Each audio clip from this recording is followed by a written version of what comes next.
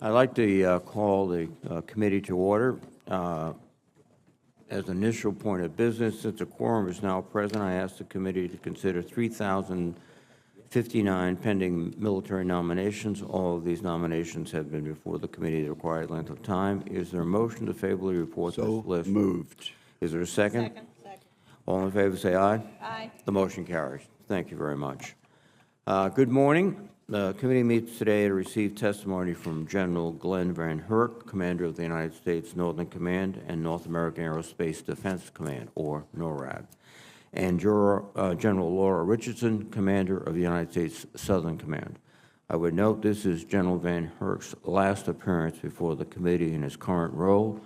General, I would like to express my profound appreciation for your decades of exceptional service to the nation and the Air Force, including your outstanding leadership of our NORCOM forces. Thank you, sir, very much. On behalf of the committee, I would also thank the women and men who serve under your respective commands for their selfless service to the nation. The global threats to the United States are edging closer and closer to home. The 2022 National Defense Strategy identifies one of the Defense Department's top priorities as defending the homeland, paced to the growing multi-domain threat posed by the People's Republic of China. General Van Herk, your commander is responsible for this homeland defense mission. To be successful, NORCOM will need to reevaluate its assumptions and plans against the PRC, against their growing capabilities to threaten us territorially as well as in cyberspace and space. I understand NORCOM has been working to develop a new Homeland Defense policy guidance to meet this challenge, and would ask for an update on its status and how it would transform the Homeland Defense plans of the Department.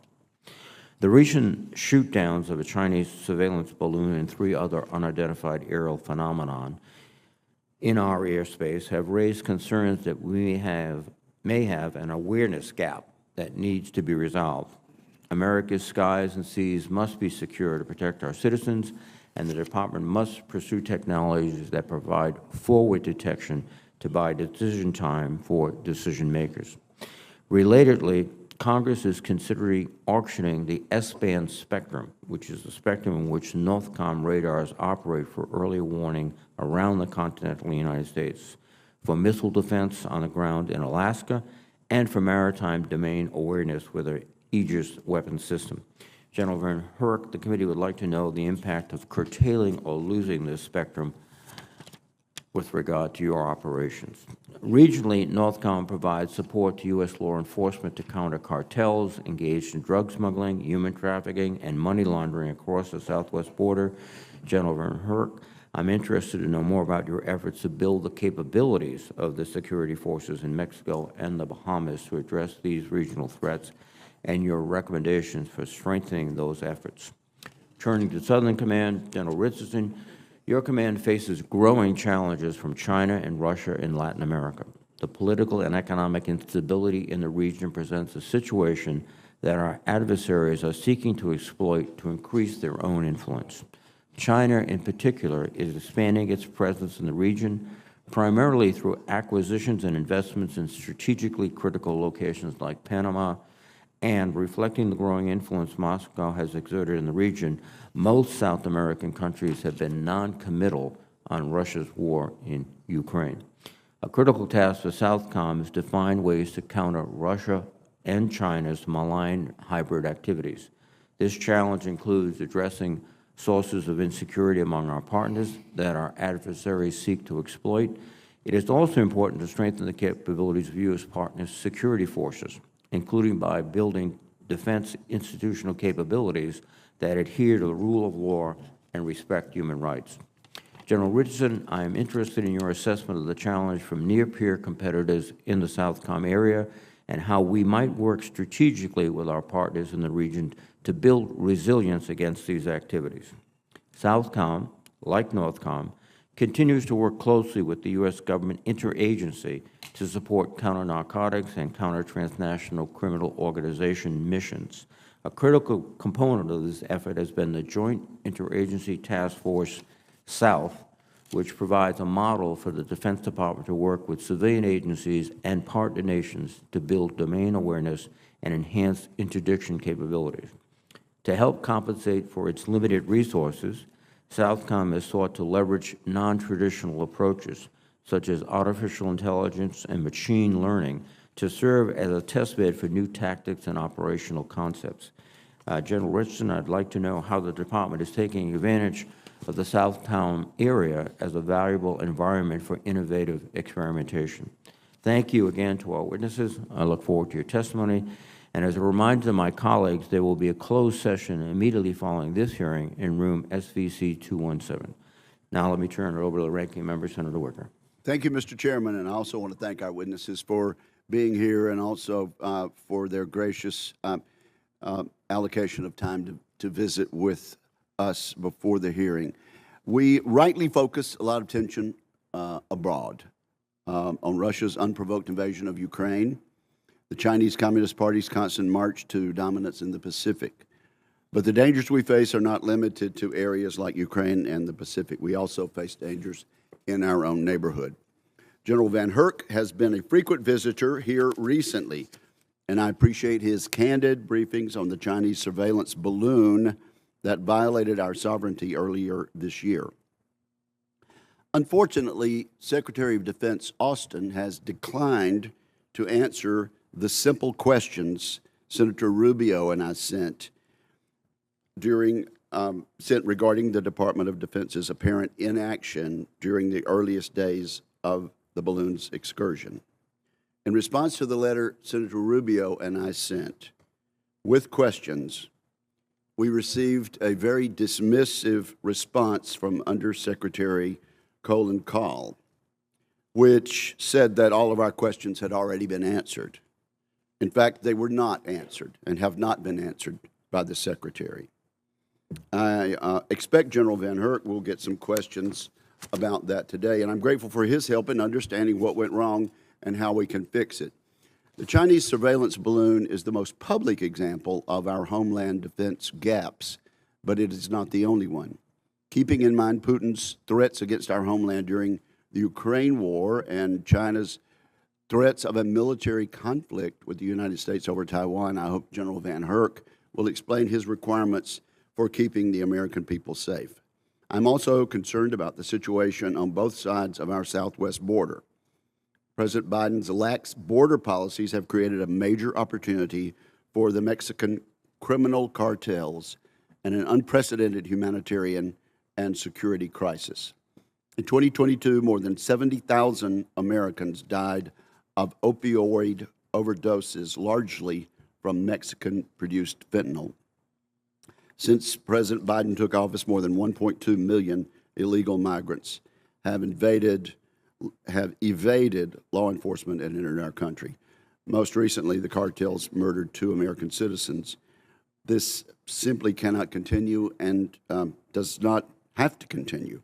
Given the scale of the current crisis, I hope our witnesses could comment on ways in which the Southwest Border Support Mission could be made more effective.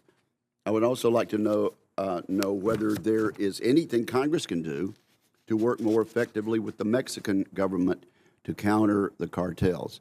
We also have challenges further south in Central and South America. The implications of the growing Chinese threat continue to concern us. The Chinese Communist Party is following a well-known playbook in Southcom. It is aggressively using predatory economic and diplomatic practices to bully countries while it sets conditions to build up the PRC military presence, gather intelligence, and limit U.S. access and influence. As General Richardson has stated before, proximity matters. We should all be concerned by what China is doing in the Southern Hemisphere and what it means for the stability of our partners and our national security. Despite the significant and growing security threats in that region, I'm troubled to see that Southcom consistently faces a mismatch between its requirements and its resources.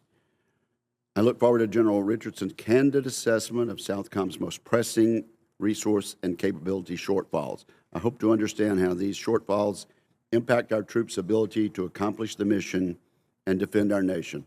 I would also like to hear how the Office of Strategic Capital might be used to help achieve military objectives at a lower cost.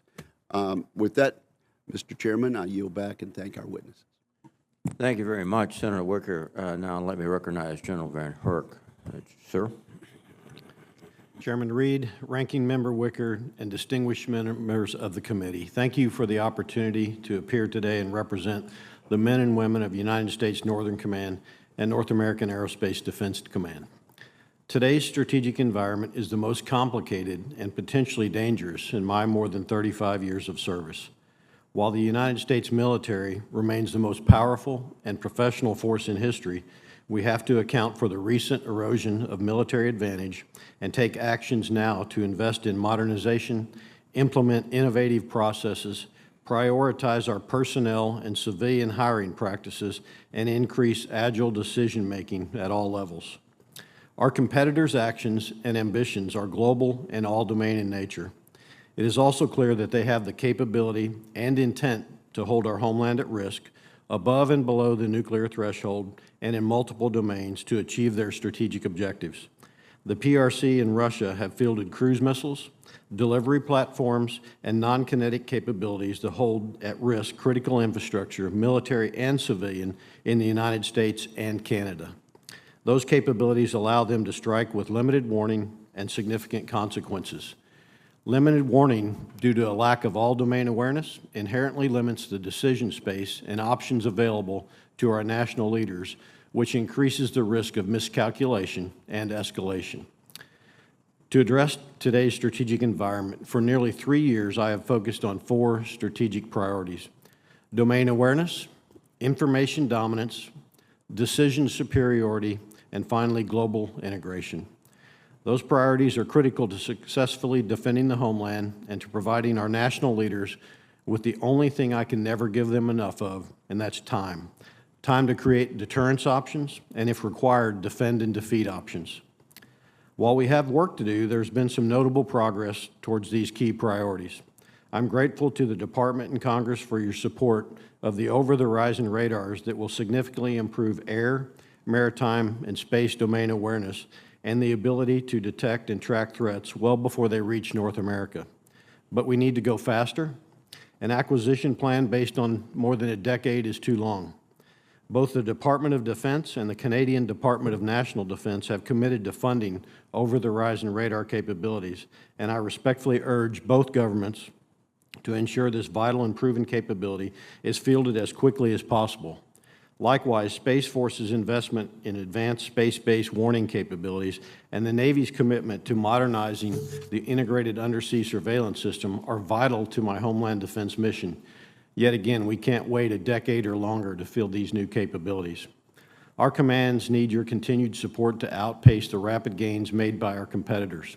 Continued progress will require the Department and Congress to accept some risk by prioritizing modernization and innovation over maintaining obsolete platforms, organizations, and infrastructure, and occasionally accepting failure as part of the process. The generational challenges ahead of us require the best minds and expertise we can find, and the Department must also invest accordingly in civilian and military personnel recruiting, hiring, and retention. And we must continue to build an enormous advantage that comes through our international alliances and partnerships.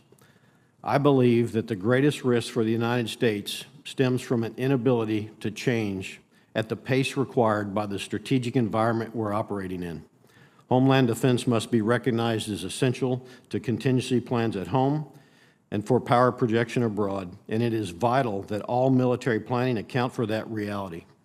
In an era of incredible innovation and technological achievement, inflexible, outdated processes are a greater impediment to success than many of our competitors' advancements.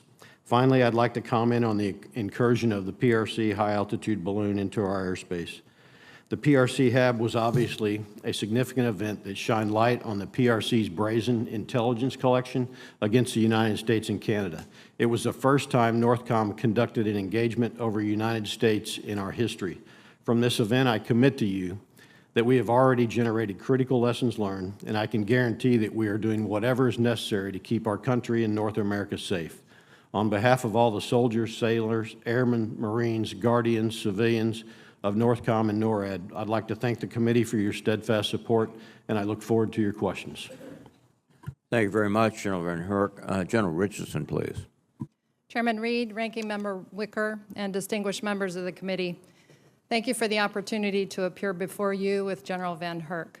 I am honored to represent the men and women of U.S. Southern Command to discuss the challenges we share with our neighbors in Latin America and the Caribbean. As stated in the National Security Strategy, no region impacts the United States more directly than the Western Hemisphere. Last year, I testified before this committee and stated this region, our shared neighborhood, is under assault from a host of cross-cutting, transboundary challenges that directly threaten our homeland. This is still true today and is a call to action. In the last year, I've spent time in the region meeting with leaders to better understand these challenges and the threat they pose to our mutual interests. The world is at an inflection point. Our partners in the Western Hemisphere, with whom we are bonded by trade, shared values, democratic traditions, and family ties, are feeling the impacts of external interference and coercion. The People's Republic of China, our pacing challenge, continues to expand its economic, diplomatic, technological, informational, and military influence in Latin America and the Caribbean. The PRC has the capability and intent to eschew international norms, advance the brand of authoritarianism, and amass power and influence at the expense of these democracies. The PRC has expanded its ability to extract resources and gets 36% of its food imports from the region and 75% of its lithium from South America. The PRC also leads the hemisphere in illegal, unregulated, unreported fishing, raiding the fish of coastal countries, costing a profit loss of about $3 billion. The PRC has also established ports in multiple countries, manipulated governments through predatory investment practices, and built potential dual-use space facilities, the most space facilities in any combatant command region. Russia, an acute threat, bolsters authoritarian regimes in Cuba, Nicaragua, and Venezuela, and they continue its extensive disinformation campaign and has media agreements with 11 countries in the region. There are over 30 million followers of Russia Today, Espanol, and Sputnik Mundo. These activities undermine democracies and challenge our credibility. Both China and Russia exploit the presence of transnational criminal organizations and amplify their destabilizing impacts on democratic governments. TCOs spread violence and corruption throughout the region and beyond. Their fentanyl-laced cocaine contributes to the deaths of Americans in cities and towns across the country. The good news is, by working with our very willing partners, this leads to the best defense. We must use all available levers to strengthen our partnerships with the 28 like-minded democracies in the region who understand the power of working together to counter these shared threats. Our partners look to us to lead in the hemisphere. We have an obligation to meet them where they are and continue to aggressively address our common security challenges.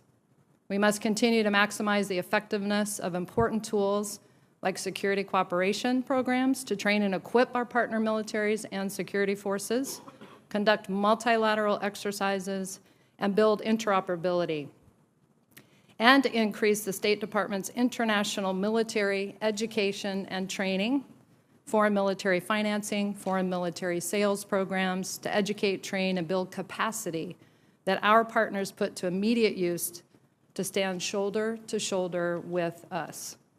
As the National Defense Strategy states, the U.S. derives immense benefits from a stable, peaceful, and democratic Western Hemisphere that reduces security threats to the homeland. U.S. Southcom is putting integrated deterrence into action every day, using innovative methods to work seamlessly across all domains with the other combatant commands, the Joint Force, allies and partners, Congress, the U.S. interagency, NGOs, and the private sector to help build a hemisphere that is free, secure, and prosperous for our generation and generations to come. I call this team democracy, and we need to field a resourced team. Thank you, and I look forward to your questions. Thank you very much, General Richardson. General Van Herk, as you know, Congress is considering disposing of the S-band or auctioning parts of it to the commercial sector. And I want to personally commend Senator Rounds and Senator King for the very effective work they've done in making sure it's the military and the Department of Defense has an opportunity to look at this. But this is a spectrum in which your early warning system is there, your missile defense system, the Aegis system, which you use for defense. Could you tell the committee what the impact of curtailing, selling, or compromising this spectrum would have on your operations? Chairman, absolutely. I am concerned about the potential national security impacts of auctioning or selling off that spectrum. It's my assessment there will be impacts, as you pointed out, to our domain awareness capabilities. What I think is good is a study that we understand the national security impacts before we make any decisions on auctioning or selling off any spectrum. Well, thank you, sir. I understand there is a study ongoing with the support of the Secretary of Defense and the Secretary of Commerce. Are you participating in that? I have not been asked to participate directly in that. I'd welcome the opportunity to discuss impacts to Homeland Defense. Thank you very much, sir. General Richardson, you've indicated the growing competition with China and Russia in South America and Central America. China is using economic leverage at ports and other infrastructure. They're trying to introduce 5G telecommunications. They've set up a network of space tracking stations, which are probably doing more than space tracking. Russia acting through proxies like Venezuela, Nicaragua, and Cuba. And as you pointed out, which I think comes as an interesting surprise to many of us, very active with the media, with Sputnik Mundo and RT and Espanol. Do you have the resources to counter these efforts? Thank you, Senator. I could use additional resources in order to counter. We can do a lot more in this region, and a little goes a long way with our partners. This region is fraught with critical infrastructure by the PRC that's been invested in.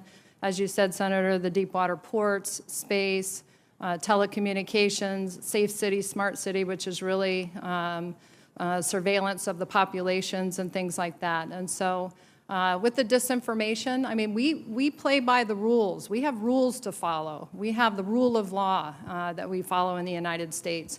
And our adversaries do not follow any laws, and they don't play by the rules. And so the answer is yes, Senator. One of the areas that I think you are probably deficient in is ISR. And that requires additional equipment and also might be an opportunity to test autonomous vehicles to obtain this. Is that something that you're suggesting to the leadership? Absolutely. This region and in the Southcom AOR, where our adversaries might not be watching so closely, is to be able to test in a real-world mission the innovation, the technology, and things like that. We work with our partners. They're very much involved with wanting to advance their ability to see and have domain awareness, just like us at Southcom. If we can see more and spot this malign activity, expose the malign activity, we are able to better counteract the adversaries and that malign activity in the region. Thank you. General Van Herk, the threats to the homeland have changed dramatically and suddenly. The models that we use, the systems we used in the Cold War, and then the interim between the Cold War and the present situation don't seem to be applicable with hypersonics, with long-range precision cruise missiles, with a host of different threats to the United States. And you are looking at sort of the assumptions and the plans that we've had and trying to reconstruct for this new new threat, new world.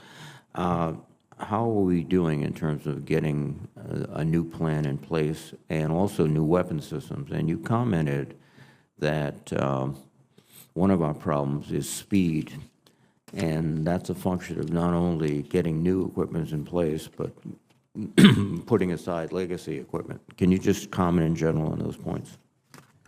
Chairman, yes. So after 2 years, I got policy on what to defend. I can't go into that in this forum. Right. But the task that came back to me was to develop a plan on that defense critical infrastructure. It's inside the Department of Defense critical infrastructure. I've provided that back to the department on what I recommend. Where we are now is a further assessment on my recommendations. I provided a list of options from the status quo to also including future types of systems. I think the future of Homeland Defense is vastly different than what we see today.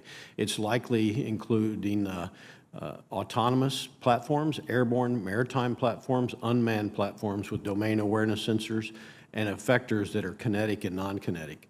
We also need to take those over-the-horizon radar capabilities that I discussed and take that data and information and fuse it into an integrated picture, a globally integrated picture that allows us to see globally threats before they become threats here in the homeland, and tie that to an integrated air and missile defense system and also into effectors, which are non-kinetic and also kinetic.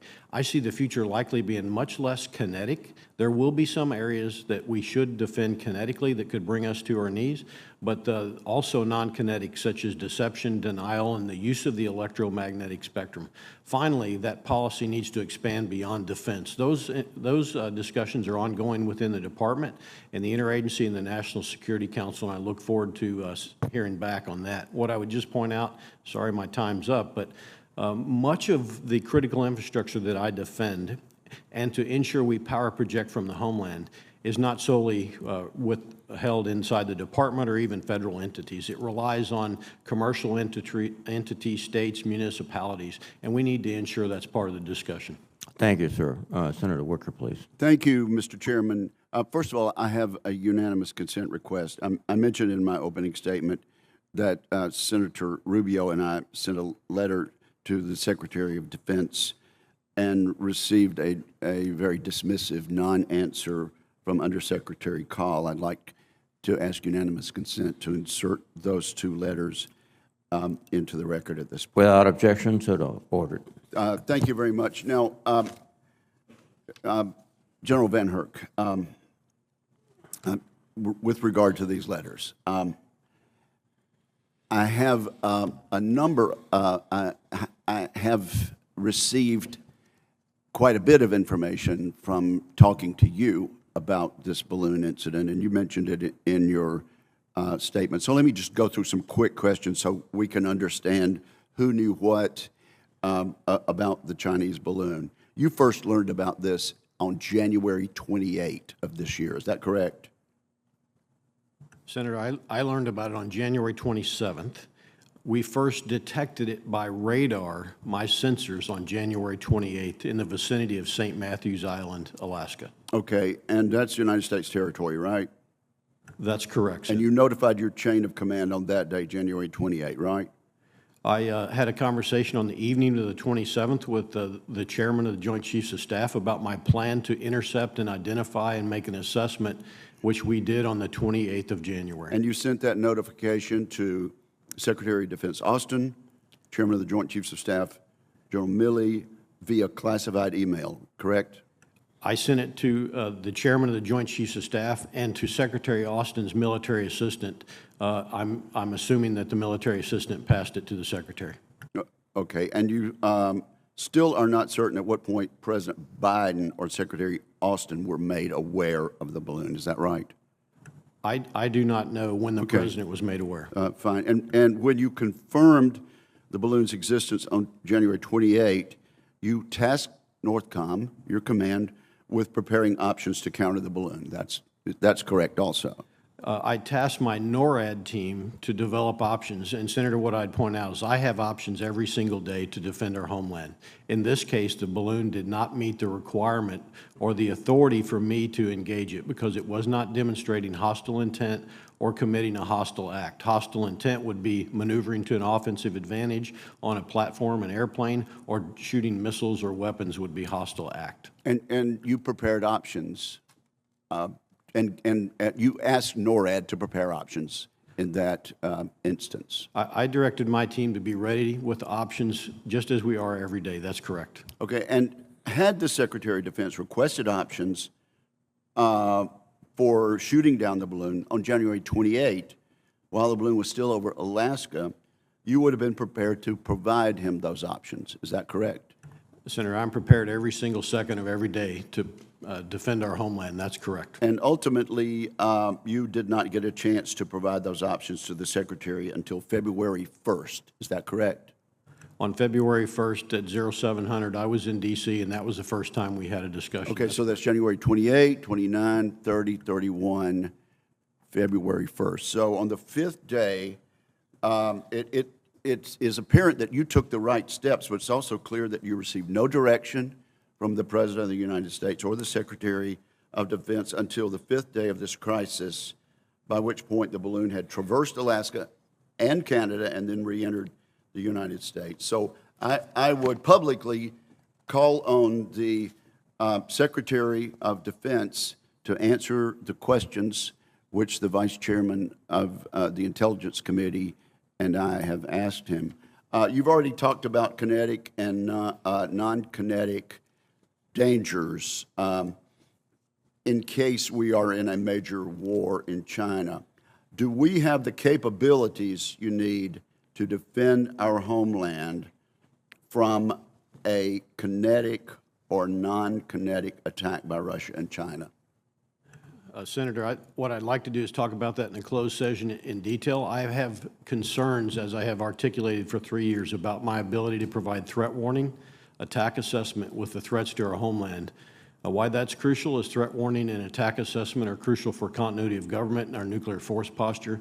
That increases the risk of escalation and strategic deterrence failure. Those are significant challenges for me. I also have concerns about the time it would take me to set the theater in the AOR to meet potential threat timelines from overseas threats. Okay, and quickly, we're being a little lax on the time today. If the border control agents that we have now and ICE personnel, employees of the U.S. government, were allowed simply to do their statutory jobs along the Texas-Mexico border, would we be in a much better situation now? And are they being restrained from fully enforcing the law as they have in the past? I'd have to defer to Customs and Border Protection and Border Patrol whether they're being restrained or not. I do think that the best solution here is to fully resource Homeland Security and their entities to conduct their law enforcement mission for the laws of our nation. I don't see this as an enduring DOD mission long term. We're happy to support as directed each and every day. Thank you. Thank you, Mr. Chairman. Thank you very much, Senator Wicker. Senator Shaheen, please. Thank you both, General Van Herk and General Richardson, for being here this morning and for your service to the country. I would like to start with asking both of you about drug trafficking. And General Richardson, I'm very concerned, as I know you are, about drugs flowing into the United States through Latin America. In 2022, illegal drugs killed over 100,000 Americans, so this is a significant threat to the country, and fentanyl and the access to fentanyl has made it much worse. And while I recognize that some of those precursor chemicals are not coming from Latin America, too many of the drugs are. And General Van Herk, I understood that we're also seeing an increase in drug trafficking coming across the northern border. Is that something that you've seen? Senator, I understand there is a slight increase along with migration coming across the north border as well, but ultimately I defer to Border Patrol and Customs and Border Protection. Well, that's really the question I wanted to ask both of you, is how your commands are coordinating with other U.S. interagency partners, and have you seen any particular initiatives that have been effective? General Richardson, I'll start with you. Well, thank you, Senator. And to comment on the ability to be able to see and with domain awareness, as the urgency is at an all-time high and the drug flow is at an all-time high, my ability to see and my allocated resources is at an all-time low. The P8s that I used to have provided the long dwell, being able to see the capabilities that I have for vessels, for maritime flow of counter-narcotics mission is also degraded because of the migration and the assets being needed for that. And so, but in terms of the capabilities that I have within my own headquarters and Joint Interagency Task Force South as well, I have a whole host of interagency and law enforcement. We work together to provide that synergy and sharing of information so it's quick and immediate. And then also our partner nations that are inside of JIADF South as well, being able to, because our partner nations have been able to participate in 76% of the interdictions and disruptions of the counter-narcotics flowing to the United States. So if you were going to get all of the resources that you need, do you have any estimate of what that would mean in terms of equipment, assets, dollars? I would say a little goes a long way, as I've said before, and the ability to be able to see. And I have about 2% of the DoD ISR, which gets after about 17% of my requirement. I don't need 100%, but I need a little bit more than the 2%, I would say, Senator. And we had a hearing in the Foreign Relations Committee yesterday with Secretary Blinken, and one of the issues that was raised was the potential to designate drug cartels in Latin America as foreign terrorist organizations rather than just TCOs. Do you have any view about what that might enable you to do differently? Would that provide any other authorities to address drug interdiction? I think the more that we can do to get after this problem with the transnational criminal organizations, the better. I have 42 of the 50 most violent cities in the world. The TCOs create that instability and that insecurity within our partner nations, and that's what they're dealing with every single day. That's at the top of their list. I also am very concerned about the PRC and the long-term strategic competition that we have with the PRC, but what our partner nations are facing every single day are the transnational criminal organizations and how much more powerful they're getting. The ability to do the money laundering around the globe. We've really got to get after that. So I interpret that answer as a yes, it might be helpful to have that designation. Yes, Senator. I'm going to switch topics because I'm almost out of time. General Van Herk, what do you think is the most significant threat to our security in the Arctic region? I think the most significant threat is the growing Russia influence, the illegal influence, and also the Chinese influence right on the back of that. As we develop capabilities, I used the analogy last year, you got to be on the field to play the game, and a football analogy, and we're in the locker room still developing a game plan. We need to develop additional capabilities. I'm encouraged that the department and the services have a strategy. We just haven't funded those strategies. And if we entered the Law of the Sea Treaty, would that give us any additional ability to address the challenge there? I think it gives us more credibility to sit at the table and have that discussion, and I would absolutely support that. Thank you. Thank you, Mr. Thank you, Chairman. Senator Cheney. Senator Fisher, please. Thank you, Mr. Chairman. Thank you, General Van Herk, for your many, many years of service to this country. It is deeply respected and also appreciated. On your unfunded priorities list, you included several requests for programs to strengthen domain awareness, allowing us to better detect and also to track potential threats. Can you describe in detail some of the capabilities you've requested and why they are so vital for your needs? Thanks, Senator. Absolutely. Over-the-horizon radar capability acceleration, would procure a test asset, it's $55 million, to go faster to give us the capability, rather than fielding capabilities in 8 to 10 years, maybe we could shorten that to 4 to 5 years to enable me to get after the hypersonics that I described earlier, the cruise missiles, et cetera. By the way, I need Canada to do the same thing. A fielding of a capability in a decade from now is not where we need to be. So those are some of the dollars there. There's $55 million. There's $211 million in 9 long-range mobile radars that would help me plug the gaps when we have radar failures, or to get after critical defense infrastructure. If tasked to do that, as we move around the country, I can move those radars to give me additional domain awareness. That's a couple of examples. Okay, thank you. I know that NORCOM is required to track all kinds of threats to the homeland, from the Chinese spy balloons to the hypersonics that you mentioned. Do you have tools you need right now to be able to defend against them? Not just to track them, but to defend? Yeah, so for the high-altitude balloon, I think we're in a good place for that. For hypersonics and cruise missiles, hypersonics specifically, the U.S. Space Force's proliferated low Earth orbit capability and satellite constellation will get us there, along with the HBTSS that MDA is working on. But we can't wait decades to field these things. So any way that we can accelerate those capabilities. Let me give you an example. We're stuck in an industrial age process for acquiring, and we field things in serial processes. In today's digital and information environment, we can virtually test, we can virtually and do things in parallel. These are things we should do differently to field capabilities faster. I would also ask for your help here in Congress. When we go faster, we may have some failures.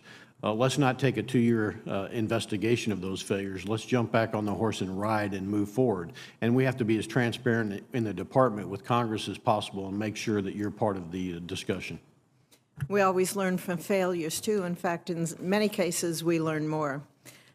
General Richardson, you made the comment that you have 2% of the ISR right now in SOUTHCOM.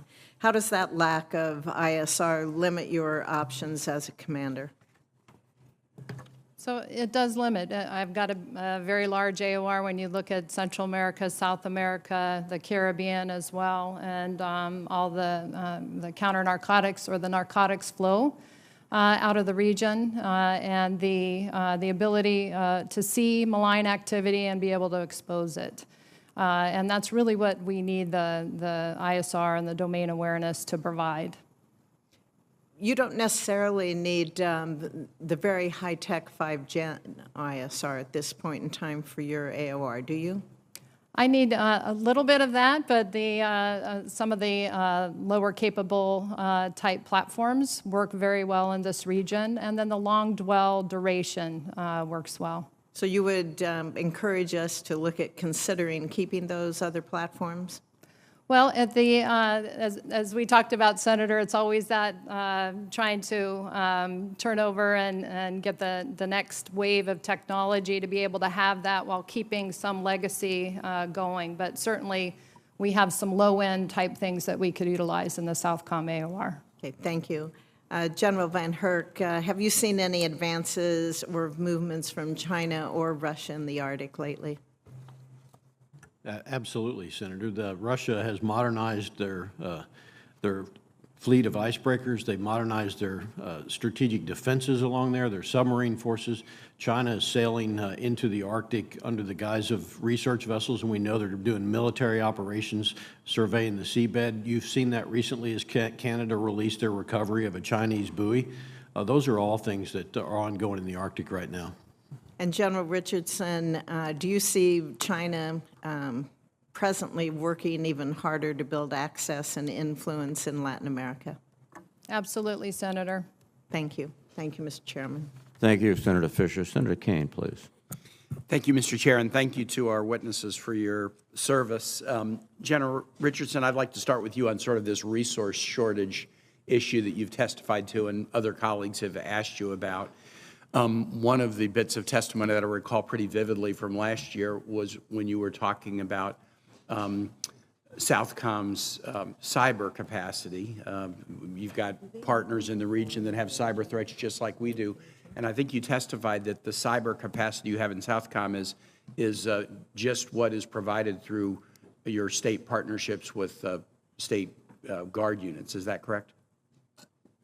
Yes, I have a small capability within my headquarters, but we do rely a lot on the National Guard State Partnership Program as well, and their cyber teams. I think those are really good programs, but I was shocked to hear that you didn't have a more robust in-house capacity in addition to the partnerships with our cyber teams from the National Guards. One of the potent things the United States can do is joint exercises with other nations' militaries, and this is something that we do and that China, for example, is not yet doing in the Americas. Is it my understanding that a common exercise that you've been doing with Southern Cone nations you're not able to do this year? Right, and we have that on my unfunded priority list. I really need to get down into the Southern Cone, that area, tyranny of distance, Chile, Argentina, Paraguay, Uruguay, all want to continue to do exercises. So I want to be able to put that Southern Star exercise back into play our exercises bring together like over 20 partner nations, and that's absolutely what the PRC is not able to do, is to convene all these countries to come together and work through exercises. And so this Southern Star exercise has been common in the past, but you are not resourced currently to be able to do that. Correct, and I've put that forward to put that exercise back on the plate, so we're able to do that. Let me ask you about Colombia. Colombia has been a very strong military partner of the United States in recent years, been a success story. Colombia participates in global peacekeeping exercises. I've seen Colombian troops in the multinational force of observers in the Sinai, and they do a lot of good work together with the U.S. I think there were some concerns after the Colombian elections last year about whether that would continue.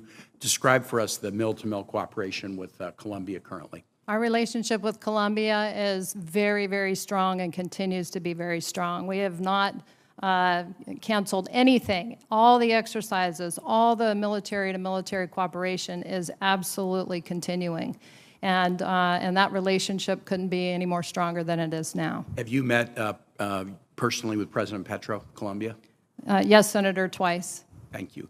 General Van Herk, I want to, you had some questions about the Chinese balloon incident. I want to ask you questions about the following week when you were, your mission was involved in taking down some other unidentified or kind of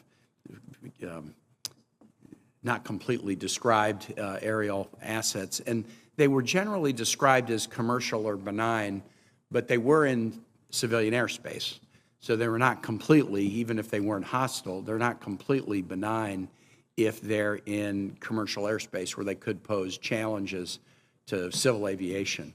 So talk a little bit about how things get into commercial airspace without us being aware of them, and are there rules or strategies we need to put in place to be more careful about even benign assets in commercial airspace?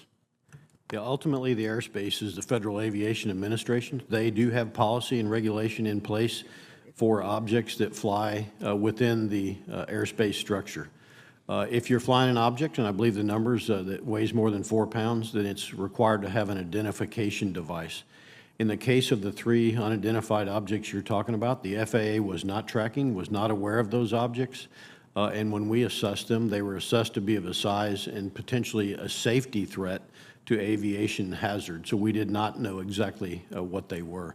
I've talked to the acting FAA administrator about being more aggressive of messaging the requirements and also putting out and enforcing those requirements as well. Those are not mine to do, but I will identify and respond to anything that is in our airspace that we need to potentially assess as a potential threat. And General Van Herk, you indicated that the FAA was not tracking them. Did that mean that these devices did not have the identifier that they are supposed to have if they're in that band? I can't confirm whether they had it or not. We did not recover them due to the locations they were, but my assessment would be likely they didn't have a device if the FAA was not tracking them. All right. Thank you. Thank you, Mr. Chair. Thank you, Senator Kane. Senator Cotton, please. Welcome, General Van Herk. General Richardson, thank you for coming back and for your service. General Van Herk, I want to return to the topic of the Chinese spy balloon. You were discussing it with Senator Wicker earlier. You had said your radars first picked up the balloon on Saturday, January 28th. Is that right? That's correct, Senator. But you were aware of it on Friday, January 27th. The intel community made me aware on the 27th. And on Friday, January 27th, you communicated, is that when you communicated to General Milley, the chairman of the Joint Chiefs, and to Secretary Austin's military assistant? I communicated with the chairman only on the 27th and conveyed my plan to intercept, ID, and assess the balloon when it became a radar capability we could do. And when did you communicate with Secretary Austin's senior military assistant? I did that on the 28th. 28th. Did you ever speak with Secretary Austin about this balloon? I spoke with Secretary Austin on the 1st of February. Wednesday, the 1st of February.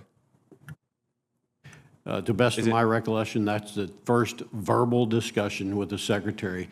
There were emails transmitted back and forth. I set up a battle rhythm, Senator, and updated the department every 12 hours beginning on January 28th, the location, threat, projected flight path, and intent. Is it your customary practice to speak to Secretary Austin's military assistant and not Secretary Austin? No, verbally, I routinely speak with the Secretary of Defense. Email communication typically goes through his assistant and provides it back that way. Okay. On what date did you have fighter aircraft in the air that could have shot down this balloon? I had fighter aircraft in the air on the 28th of January that were armed. I sent 2 F-35s and 2 F-16s. They were armed on the 28th? Yes, the aircraft, the F-16s were armed. They flew off of alert. In Alaska, I have aircraft on alert, and they were armed. So all that was needed on January 28th was to pull the proverbial trigger? So to say pull the proverbial trigger, yes. Had they had hostile intent or hostile act, I had the authority and I would have made that decision. So you're exactly correct. After that point, it was not my decision to make that, to pull the trigger, as you say. There's been publicly released pictures, maybe in video. I think one pilot taking a selfie with this balloon behind him. Were you confident on January 28th what the payload on that balloon was? Based on the intel community's assessment, I would say I had 80% confidence level. We knew exactly what we were going to see. That was further developed over the next several days as we were able to collect additional intelligence before finally downing the balloon off the South Carolina coast. I'm aware of that assessment, and I know we can't talk about it here, but I can't say that I would have had the same level of confidence that it didn't have some kind of offensive capabilities. Are you aware of what point the President was personally aware of this balloon? Senator, I am not. Why was it okay to shoot the balloon down off the coast of South Carolina, but not off the coast of Alaska? Well, I think there's many things that go into that decision-making. First is originally we didn't really have a good model for what the payload would look like when it fell or potentially threatened anybody on the ground. Now, you can look at population density for various places where the balloon flew over. I'm not talking about any place over the continental United States. I don't dispute that. I'm talking about the coast of Alaska versus the coast of South Carolina. Now, there's nothing that physically prevents us from shooting that down on the 28th to the 1st. If the administration's policymakers thought they had legal justification to shoot it down off the coast of Carolina, surely they had legal justification to shoot it off the coast of Alaska, right? Senator, my assessment is the legal basis would have been the same for either place. That's what I think, too. Well, I'm glad that you had fighter aircraft in the skies that were ready to shoot it down.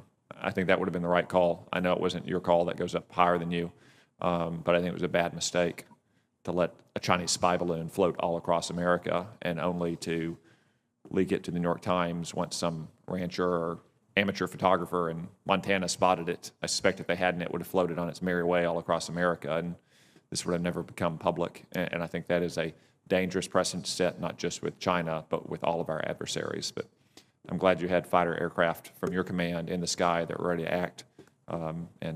Again, thank you both for your service, and since this is your last hearing, thank you for many years of service. I know that you won't regret missing these appearances in the future, but we've always enjoyed having you here. Thank you, General. Thank you, General Richardson. Thank you, Senator Cotton. Senator Hirono, please. Thank you, Mr. Chairman. Thank you very much to both of you for your years of service and commitment to our country. General Van Herk, you are responsible for Homeland Defense, and you noted this morning that you have concerns about attack assessment and threat warning, and that brings me to concerns I have about the missile defense of Hawaii, concerns that I've been expressing for a number of years now. And I do remain concerned that the Department of Defense does not have a plan to address the current and future missile defense needs of Hawaii. We did have HDRH Hawaii that is no longer on the table, and it appears to me that between NORCOM, INDOPACOM, SpaceCom, STRATCOM, and the Missile Defense Agency, there is no single commander entirely responsible for coordinating the DoD's defense of Hawaii. So just as we saw in the crisis at Red Hill, when no single leader has ultimate responsibility for the coordination and execution of the mission there, there is room for issues to fall through the cracks, and adding to the concerning lack of trust that Hawaii's communities have regarding the military. General Van Herk, do you have the authority to coordinate across the Department of Defense to ensure there is a plan for missile defense of Hawaii? Senator, I am the authority for ballistic missile defense, such as an ICBM from DPRK, and I'm confident in my ability to defend Hawaii from those ballistic missiles. Admiral Aquilino is responsible for the defense of Hawaii and in the Indo-PACOM AOR, and I would say he's the coordinating authority for that region, but I am the authority for ballistic missile defense of Hawaii. And I think that is the concern that we have, that it's ballistic defense. And so that would fall to you then. I mean, I'm assuming that, of course, you're going to talk with Admiral Aquilino. Absolutely. We do coordinate. In many ways, I will coordinate in real time with him for the need to defend Hawaii from ICBMs, potentially from North Korea. And China. I'm not tasked to defend against China or Russia for ICBMs. That's the nuclear deterrent, Senator. Admiral Aquilino has a responsibility in the Indo-PACOM AOR for further defense of Hawaii. You see, this is where I begin to have concerns, continuing concerns about who exactly is responsible, who is going to come and tell me that the defense of Hawaii, missile defense of Hawaii, is going to take place, because, as I said, for years, HDRH Hawaii was going to be the way that we were going to provide missile defense. That is no longer on the table. And to date, I have not gotten any of clear information. I am going to get a briefing on Monday, and General, I don't know if you have someone who is doing that briefing with me and my staff on Monday. Are you involved? I'm not aware of that, but let me just talk about the Homeland Defense Radar Hawaii.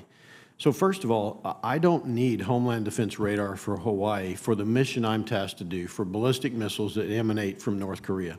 Homeland Defense Radar for Hawaii would be a contributor to an underlayer, which Admiral Aquilino could certainly use, which could tether to Aegis-class ships or other ballistic missile defense capabilities in the region.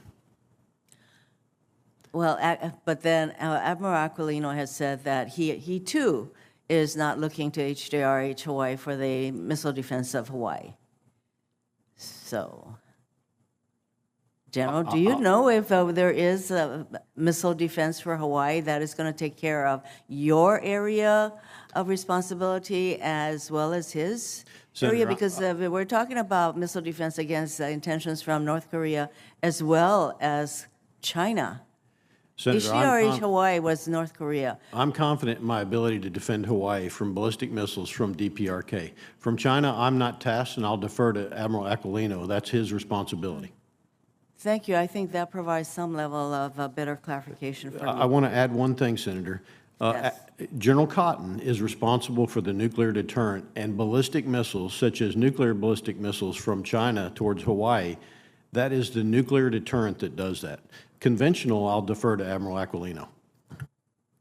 So again, I'm talking about nuclear deterrent.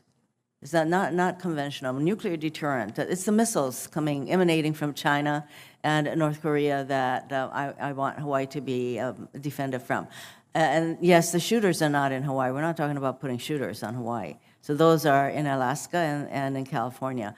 So again, all my attempts to get clarification as to who is the one agency, one entity that is responsible for missile defense of Hawaii writ large. I'm not talking about any particular, whether it's ICBMs or whether it's the ballistic missiles.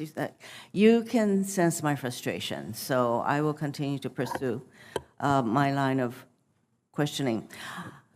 I'm sorry, I will add some questions for the record relating to the impact of climate change on your AORs. Thank you. Thank you, Senator Rono. Senator Rounds, please. Thank you, Mr. Chairman. And to both of you, I want to thank you both for your service to our country and your teams as well. I'd like to begin by following up with General Van Herk with regard to the same line of questioning that the chairman began with regard to spectrum. I do have real concerns about the loss of any portion of the spectrum to sales, to commercial operations. And I recognize that, General Van Herk, your role in defending the homeland is critical. And I just wanted to clarify, or at least better understand, part of your response to the chairman's question. There is a study which is underway, which has been recognized by both the Secretary of Commerce and the Secretary of Defense, specifically with regarding the sensitivity or the need to maintain or the impact of the sale of the 3.1 to 3.45 gigahertz portion of the spectrum, which currently is under DoD control. Could you share with us, in this unclassified setting, the significance of that portion of the spectrum to the defense of our country at this time? Do we use all of that in the defense of our country today? Senator, absolutely we do. There are multiple platforms to include maritime homeland defense platforms, airborne early warning platforms, ground-based early warning platforms that enable me to provide threat warning, attack assessment, defend from potentially airborne assets, et cetera. So we need to understand the national security impacts of selling or auctioning and make a conscious decision before we do so. I also understand, and what I wanted to follow up with in particular was, it would seem to me that if we're doing a study, a legitimate study, that there would be some participation by NORCOM, since this is part of the spectrum that they rely on. Confirming you're not aware of being involved in that particular study at this time? Senator, I haven't personally been involved. I'll confirm the coordination with my staff, but I have not personally been involved in that discussion. I would welcome the opportunity to be personally involved. I would imagine that you probably would, sir. Saying as how it is a critical part in the defense of our country. And I thank you for, when you have provided this committee with your professional military advice, it really does ring true that there is a very serious concern with the loss of any part of that spectrum. And so I appreciate that. I did want to just follow up a little bit as well with Senator Cotton laid out a very clear line of questioning with regard to the timing and the decision-making process with regard to the observation balloon from the PRC. If this was a communications gathering or an intelligence gathering unit, you did have the ability and you could see it coming from a long ways off, several days in advance, not just with intelligence recognition, but also with radar catching it. During that time period, there was a point at which, as you've indicated, it was not identified as being hostile or trying to gain an offensive position, therefore still in international air, no reason to, or any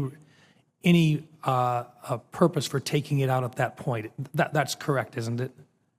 There's no legal basis in international airspace to take action. That would actually undermine our position globally by taking action in international airspace. I'd like to clarify one thing. I did not have the capability to see that days away. Okay, that came through intel community channels. I could not see it until it got within radar, and I'll talk to you in a classified environment, but that was not days away. That was the 28th only. And on the 28th, though, on the 28th, it was still not within, it was still outside of our legal operating area in terms of protecting our borders. So it passed within sovereign territory on the 27th at the end of the Aleutian Island chain, and then back into international airspace until the 28th, where it passed within our sovereign space near St. Matthews Island, Alaska, and then transited over Alaska. During that time in which it had passed out into international waters, we're aware of it and knew that it had the possibility of coming back into our airspace again, but by then, pretty clear on your part that it was not an offensively armed balloon or object.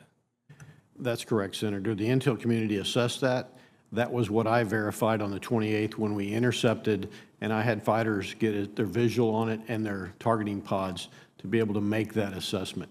That's not a 100% guarantee, but my assessment at that time, based on all the info, was there was no physical military threat to the homeland at that point. And I think that the reason why I'm bringing this out and going back through it again with you is number one, I think the American people have to understand that if it would have been viewed as a threat, our armed forces would have protected and we would have taken it out prior to the point of getting in and damaging any property or individuals within the United States at that time. But second piece on this is it became a decision, not necessarily yours, but somewhere farther up the chain of command as to not to take it out, even though it was entering our airspace.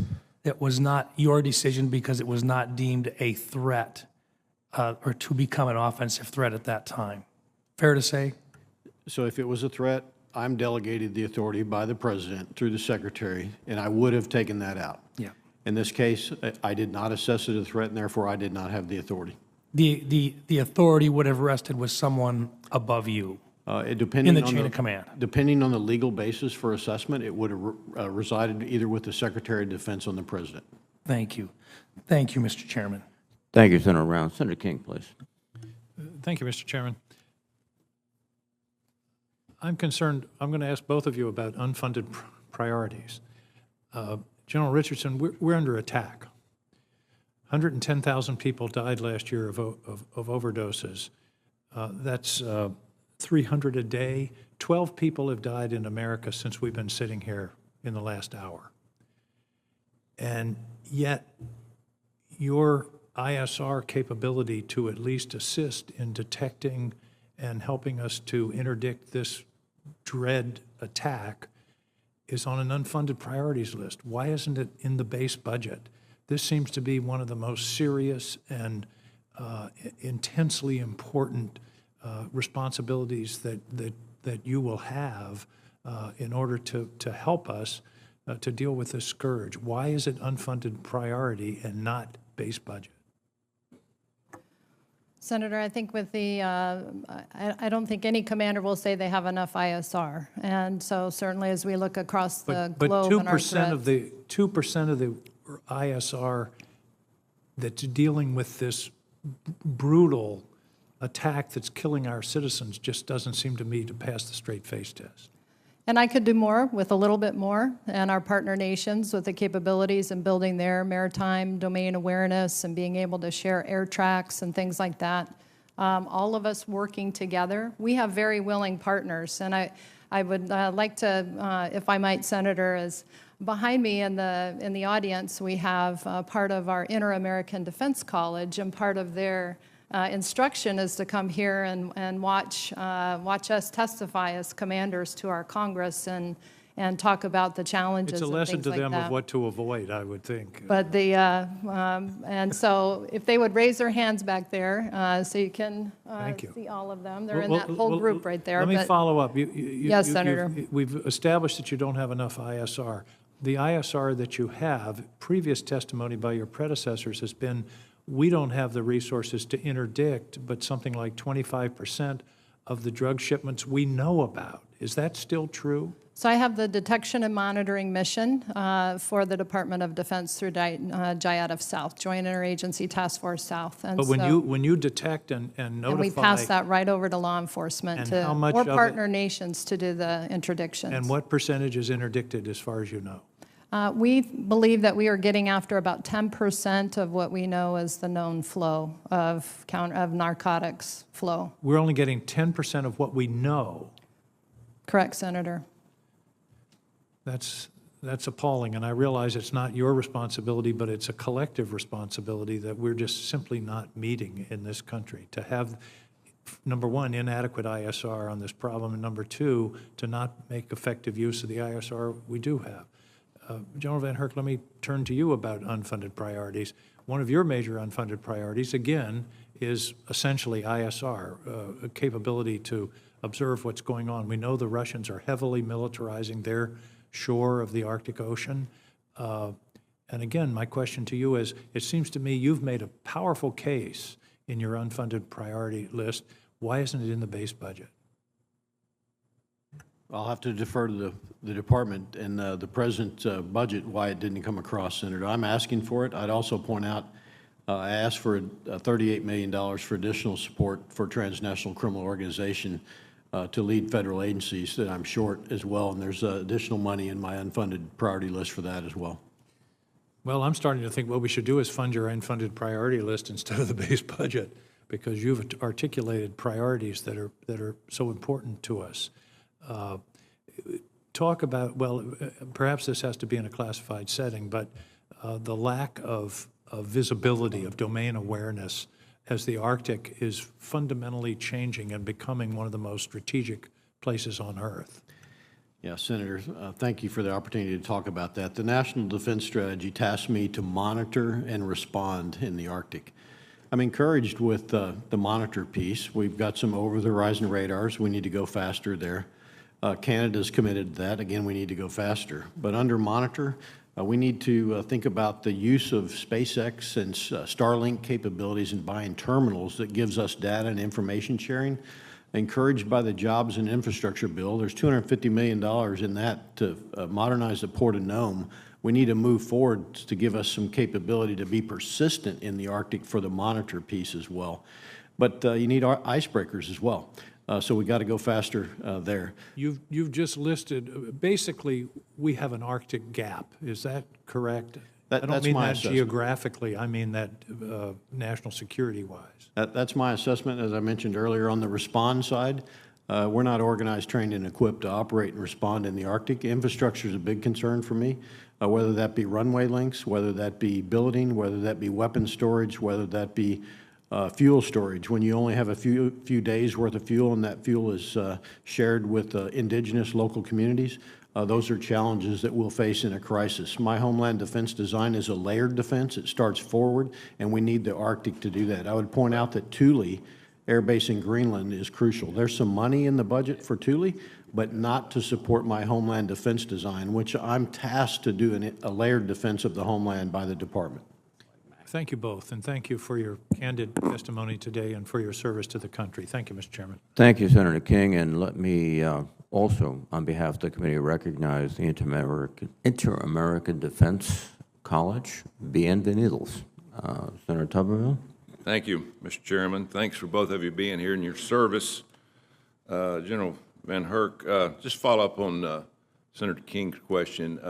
How would Maxar and Celdrone help you in the Arctic? Would it be, commercially, how would that help you? Can you say that again? Maxar and Celdrone, would it help you in the Arctic? I'm not familiar with specifically. I'm familiar with the OneWeb efforts, Starlink, the satellite communications. anything that gives me additional domain awareness, data and information sharing will absolutely help in the Arctic.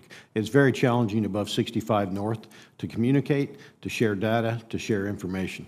Thank you. And I don't want to pound on this balloon nonsense, but how would you assess your relationship with your Canadian counterparts through this entire scenario? I think my relationship with our Canadian counterparts, by the way, I have a boss in Canada, General Wayne Eyre, is exceptional. He runs NORAD, is that NORAD, right? I mean, No, I run NORAD. He's the chief of the defense staff. Okay. In Canada. He is the CHOD. Okay? He's their senior military member. So your relationship was good through this whole scenario? Absolutely. Yeah. If that same balloon took off today, same path, loaded the same way, now that we know what was on it, that we brought it down, should or would we shoot it down? That's a policy decision.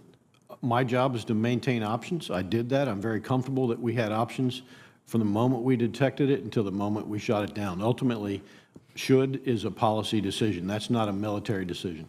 Okay, thank you. General Richard, thanks for being here today, and thanks for the hospitality last week, coming to SOCOM. You've got a great organization, people working for you. They're outstanding. We learned a lot. I would hope that, we have more people come down that way, would look at your new program that you're building, quarters for your personnel through Lend-Lease, which I think we should look at through the Air Force and through the Navy, because I think we need to privatize more things on bases to cut back on costs. But look forward to seeing how that turns out. Could you comment on that? Well, thank you, Senator. That's for our family housing for our service members in Miami, and certainly a really tough housing market.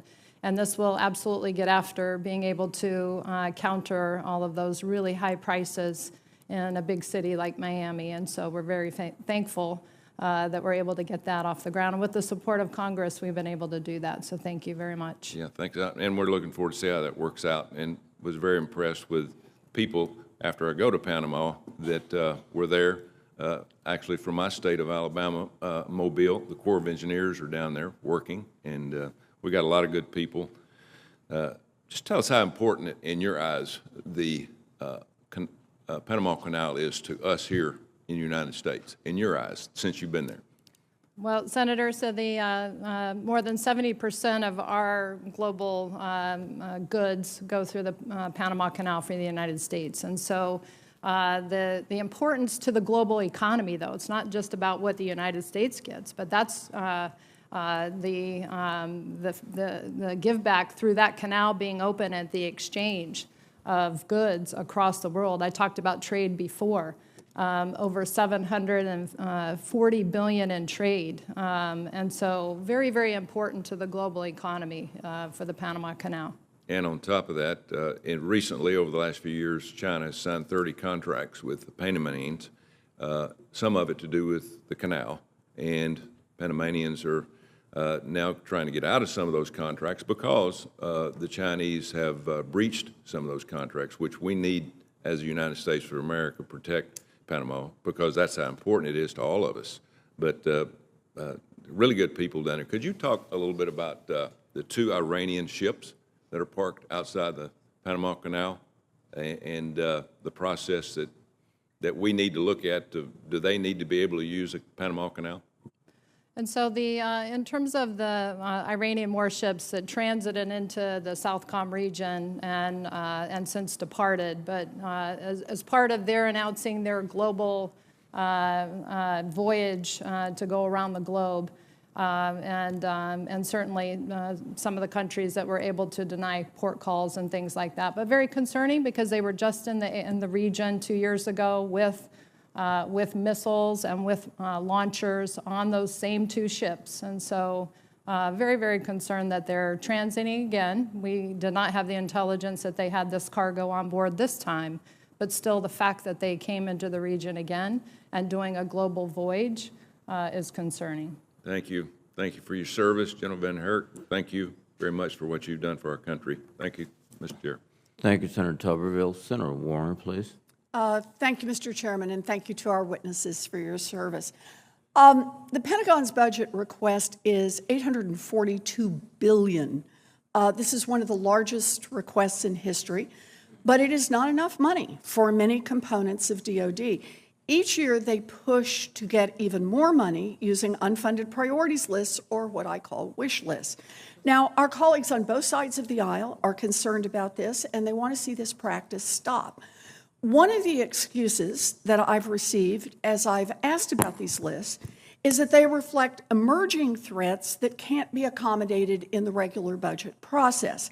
Now, we have transfer and reprogramming authority to account for exactly that situation, but even so, let's assume that's true. That means wish lists would only include items that hadn't been requested before. You couldn't know about it when you put your budget together. General Van Herk, last year, your unfunded priority list contained a request for $50 million for missile defense. Is that right? For this year or last year? Last year. I'd have to go back and review it. I believe Well, that's correct. I'll tell you, it's there. I understand you may not remember all the details, but it's there. Had you requested funding for that program before? Yes, I will, in this year's list as well, everything on my unfunded list. So let me just be clear. I'm just trying to track this one argument, and that is this some unexpected expense? You knew about it last year. How do I know you knew about it last year? Because you'd also requested funding for it from the year before. In other words, this is not an unexpected requirement for missile defense that you're trying to get funded through the unfunded priorities list. Is that right? Senator, everything on my unfunded priority list, I palmed for, asked for, it was not funded. I have no doubt Senator, that it was not. please allow me to finish. I have no doubt that it was not. Can I finish answering your question? I am the one asking the question here. Was this on your list before? And was it a surprise what you put on your unfunded priority list? There are no surprises on my unfunded priority list. That's what I All need of those to know. were palmed for. They're all missions I'm tasked to do, which I'm not resourced to do, and the law directs me to put in an unfunded list within 10 days of the budget, which is exactly what I did. Excuse me, the law does not require that you put in any request.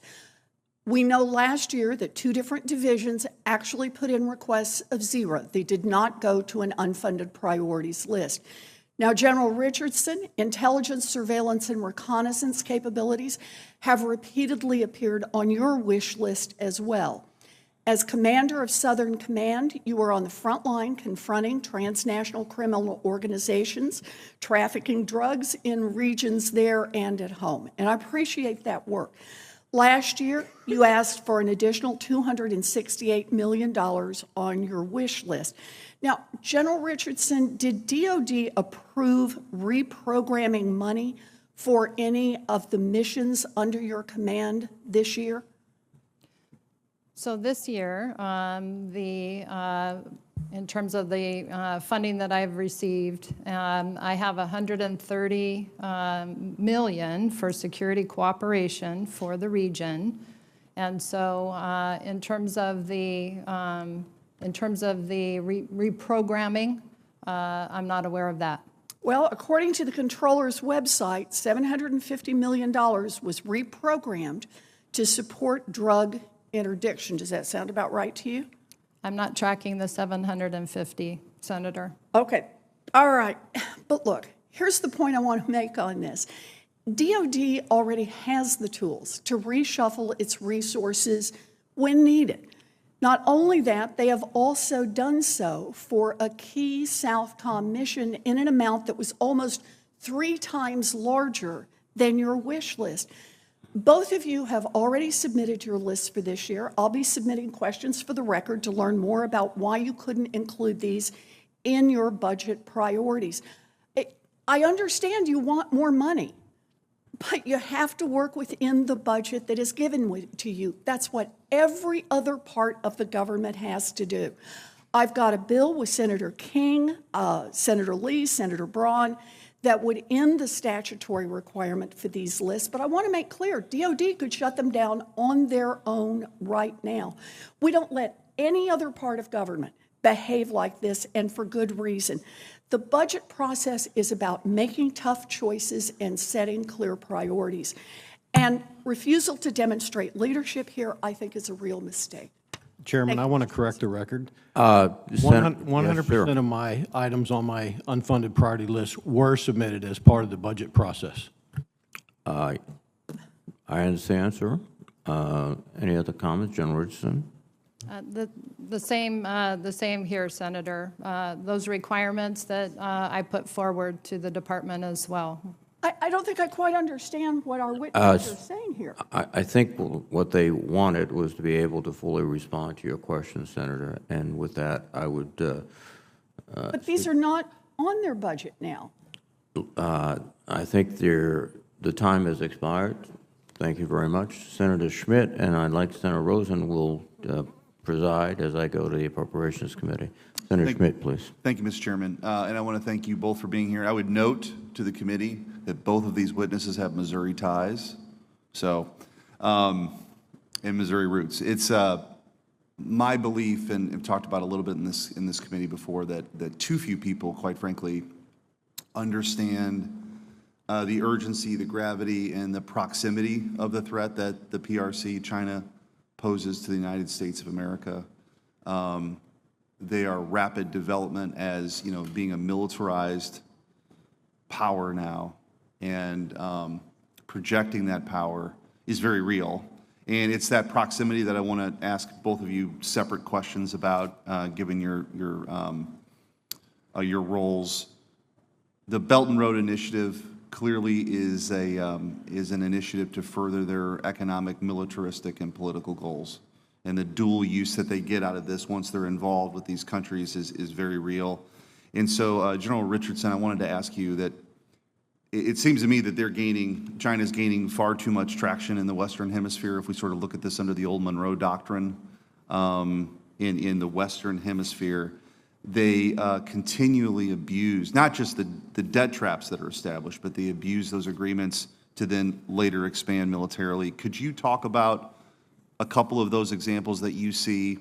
And if you were, and this is sort of, Senator Scott, I think, has had a great line of questioning about how we can better explain to our folks back home the real risks. So from your perspective, a couple of examples that you would want to highlight that raise real concerns for you in the Western Hemisphere. So that Belt and Road Initiative, Senator, that you talk about, that's really the guise or the disguise of how I see that the PRC gets their foot in the door to expand and a lot of these projects into the critical infrastructure for the partner nations.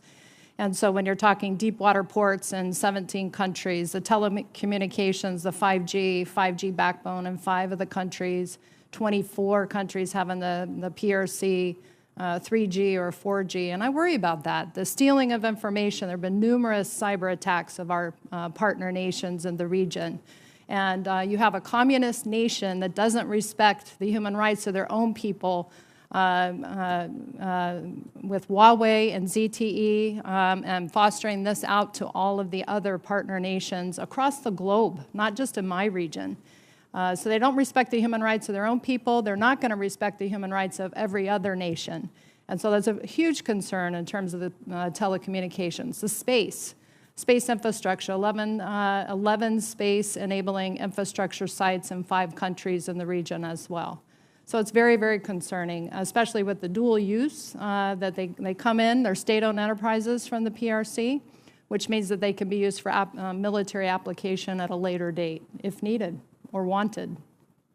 General Van Herk, we've talked about before in classified briefings here and in previous settings about the Chinese spy balloon, fiasco, and showed how brazen the Chinese Communist Party is willing to be to gain intelligence.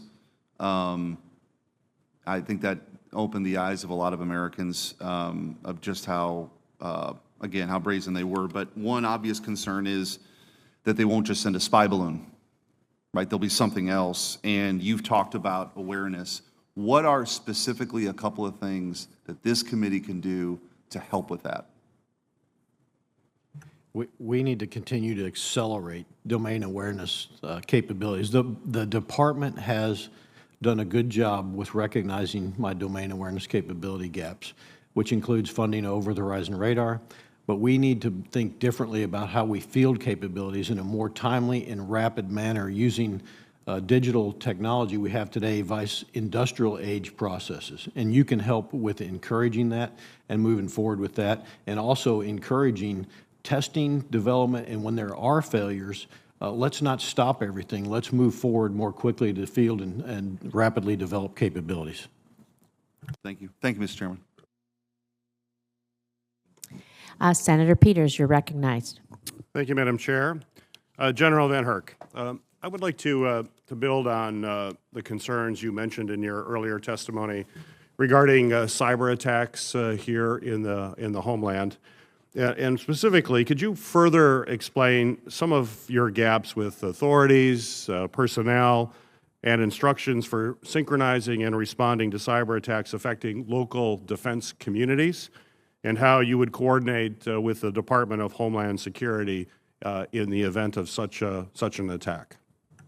Senator, thank you. First, my largest domain awareness gap and my biggest concern is actually cyber domain awareness. The vast majority of the critical infrastructure in our homeland resides outside of DoD, which General Nakasone is responsible for, and outside other federal networks, which Jen Easterly at CISA is responsible for.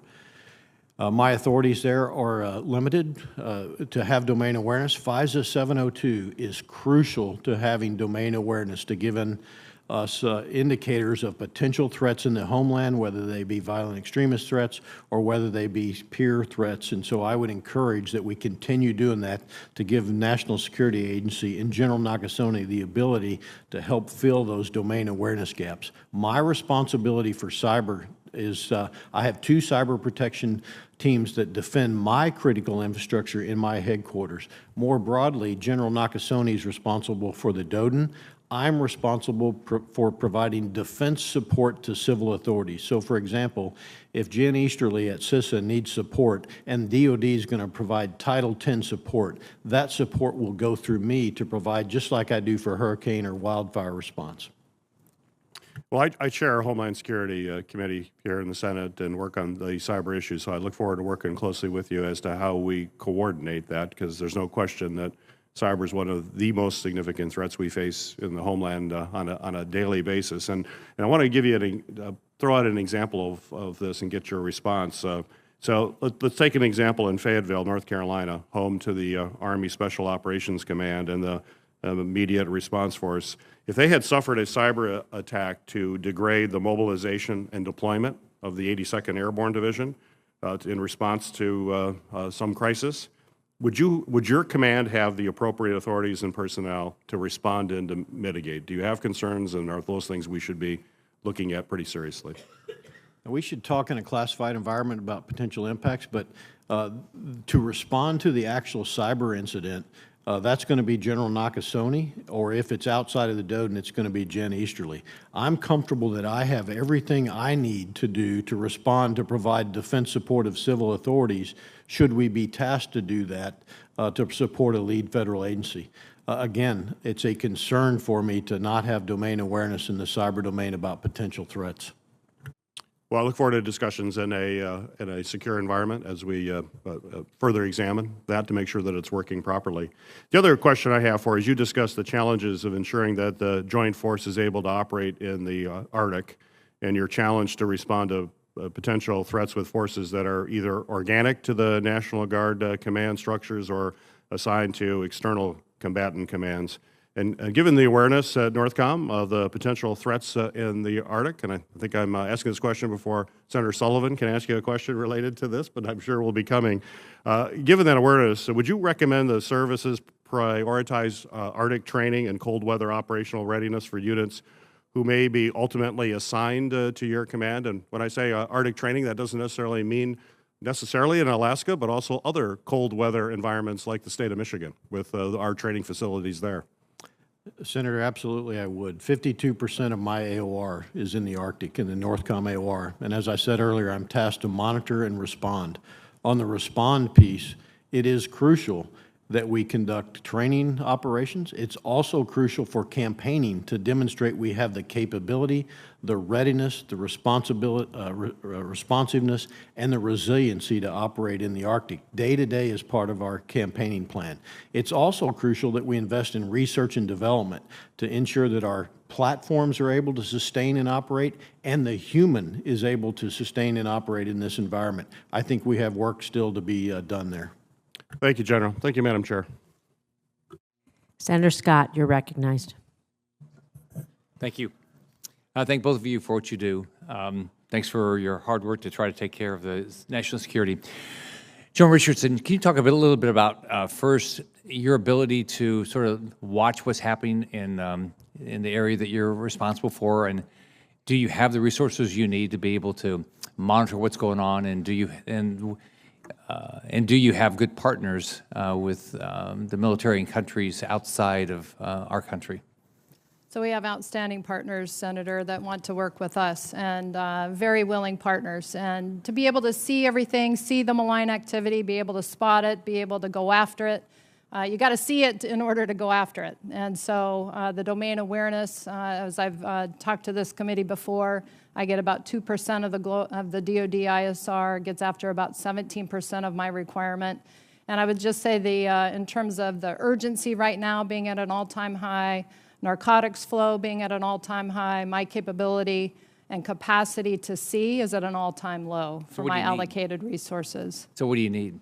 So I would need the resourcing in terms of the platforms. I would say in terms of allocated forces, the ideal platform would be a P8 with a long dwell, long duration, being able to see. I would say anywhere from 4 to 6, which is what Southcom had a couple of years ago, and those went away about a year ago in January. And also for our partner nations, their ability to see as well, the ground-based radars are very important. So Guyana now is a rich country with lots of oil, and they've got a lot of bad actors around them.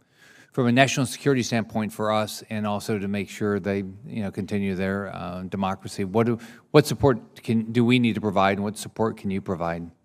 That is a very willing partner, Guyana, and the relationship that we have with Guyana, fastest growing economy in the world right now because of the light sweet crude that was discovered off their shores. But they are very vulnerable in terms of their capacity and being able to, our embassy there needs to be a little bit bigger to help them channel and guide them with all these new additional resources. My little DoD team needs to be a little bit bigger as well. But they can be a stabilizing factor in the region, Guyana, just by fact of where they're located. They're a neighbor to Venezuela, also to Brazil and Suriname, but a very willing partner. Thank you. Joe Van Herk. Southern border, there's been conversation in D.C. that the military could go in and secure the entire southern border, and I know we have National Guard down there that are helping the southern border. Without taking a policy position whether we should or shouldn't do it, is there really the ability, does the military really have the ability to have much of an influence on the security of their southern border?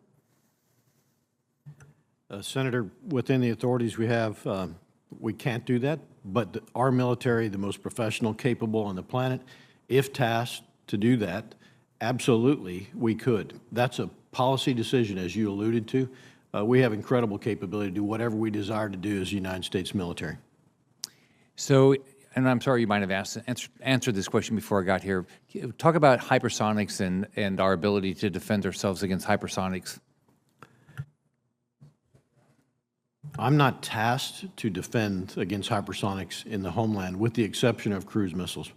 Where I'm most concerned is about my ability to detect and provide threat warning as the NORAD commander and attack assessment because of the erosion of strategic stability that has for providing continuity of government and nuclear force posture survival.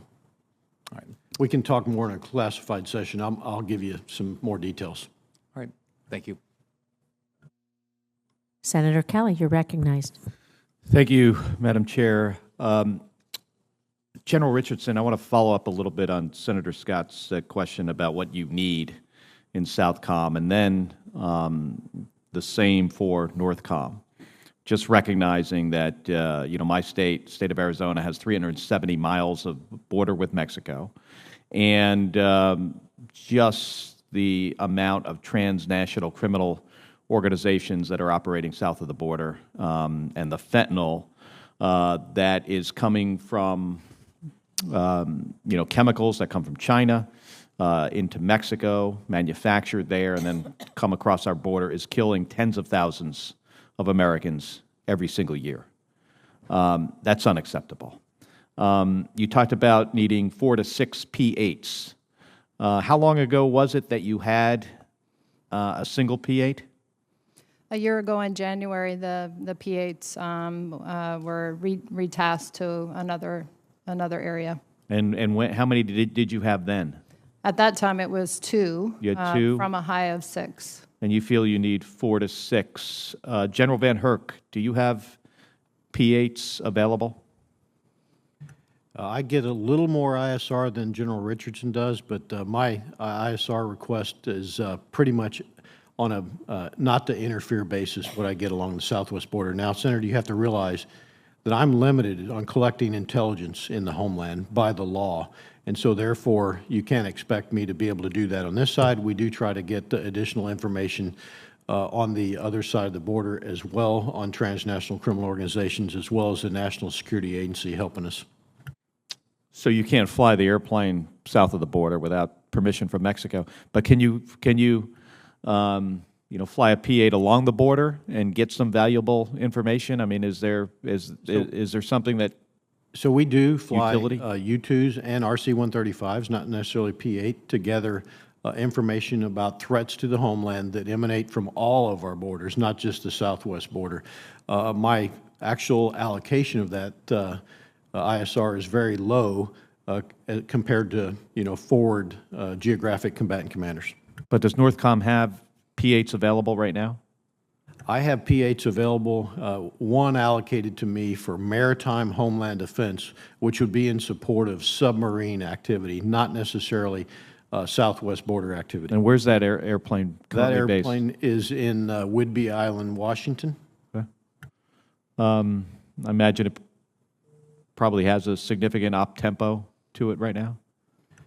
Well, it's not one airplane. It's an entire organization wing up there. The one airplane is access to a single airplane. They're continually doing their mission training and support.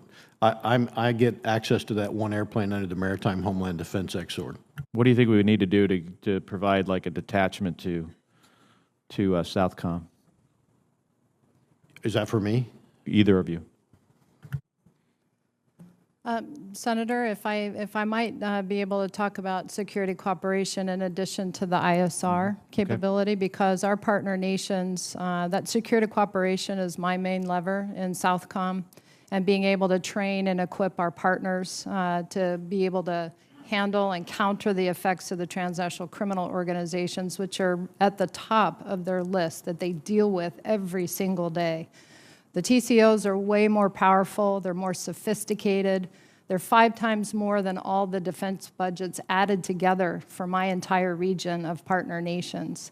And we have got to really get after that. But the foreign military sales, foreign military financing, excess defense articles, we've got to speed that process up, because every delay in a piece of equipment, a little goes a long way in this region. I don't need big aircraft carriers. Our partner nations don't need big brigades of soldiers or helicopters, but they need 5 or 6 helicopters, a maritime patrol aircraft, a King Air 250.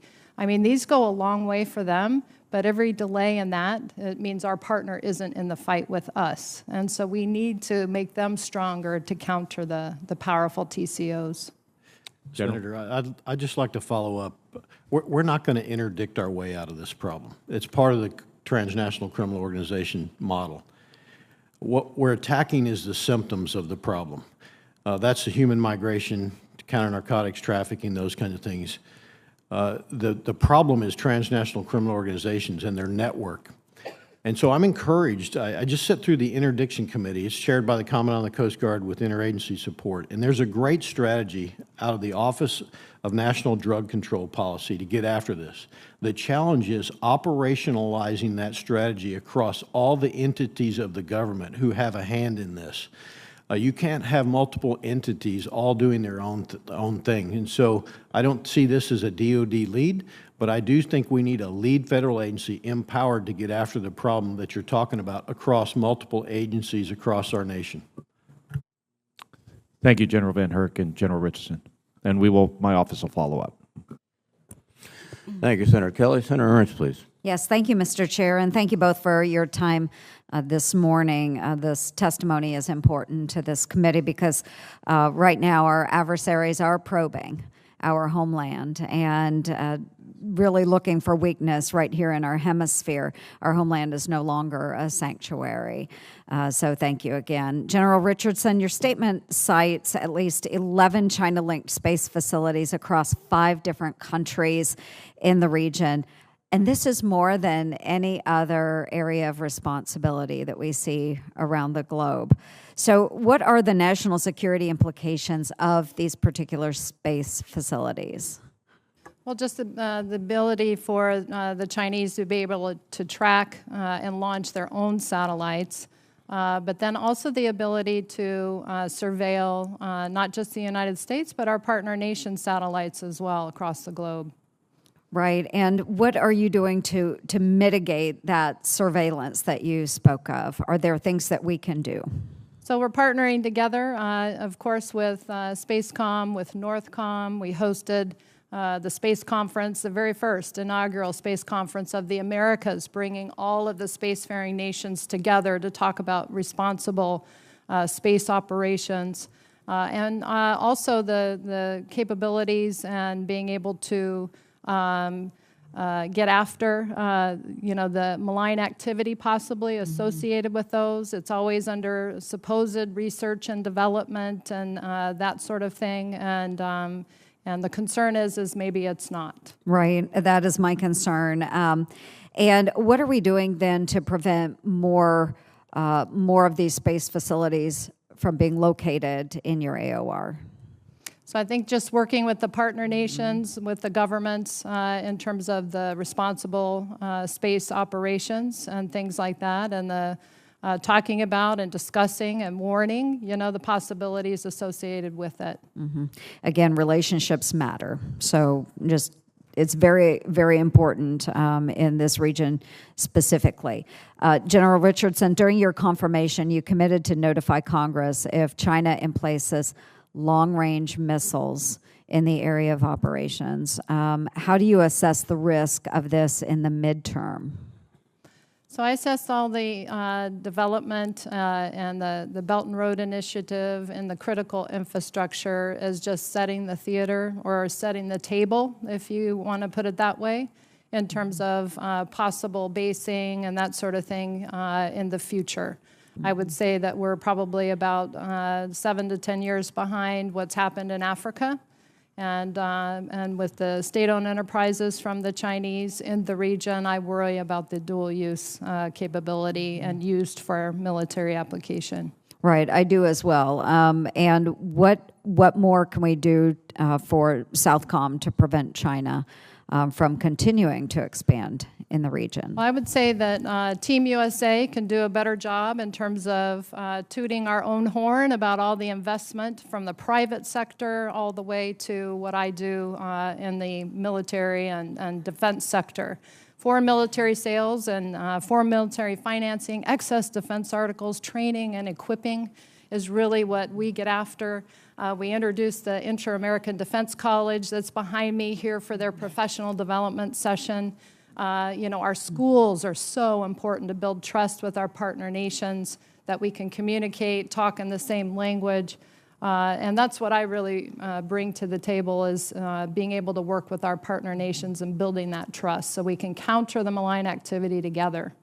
I think that is so important. Again, those relationships matter in this area of operations. And you normally place in front of us what we call a placemat that shows the region and Russian influence, Chinese influence. I just want to make sure that it's very clear to everyone that is watching today, listening to us, that they understand that while China is our pacing threat and we focus on the Indo-PACOM, we have to recognize that they are in this hemisphere as well. They are here.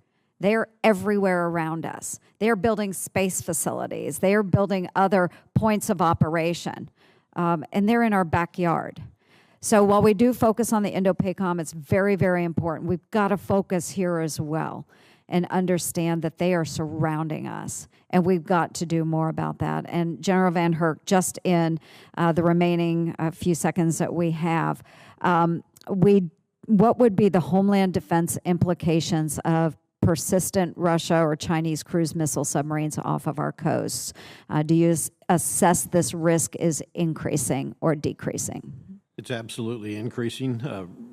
Within the last year, Russia's also placed their Sev-class submarines in the Pacific.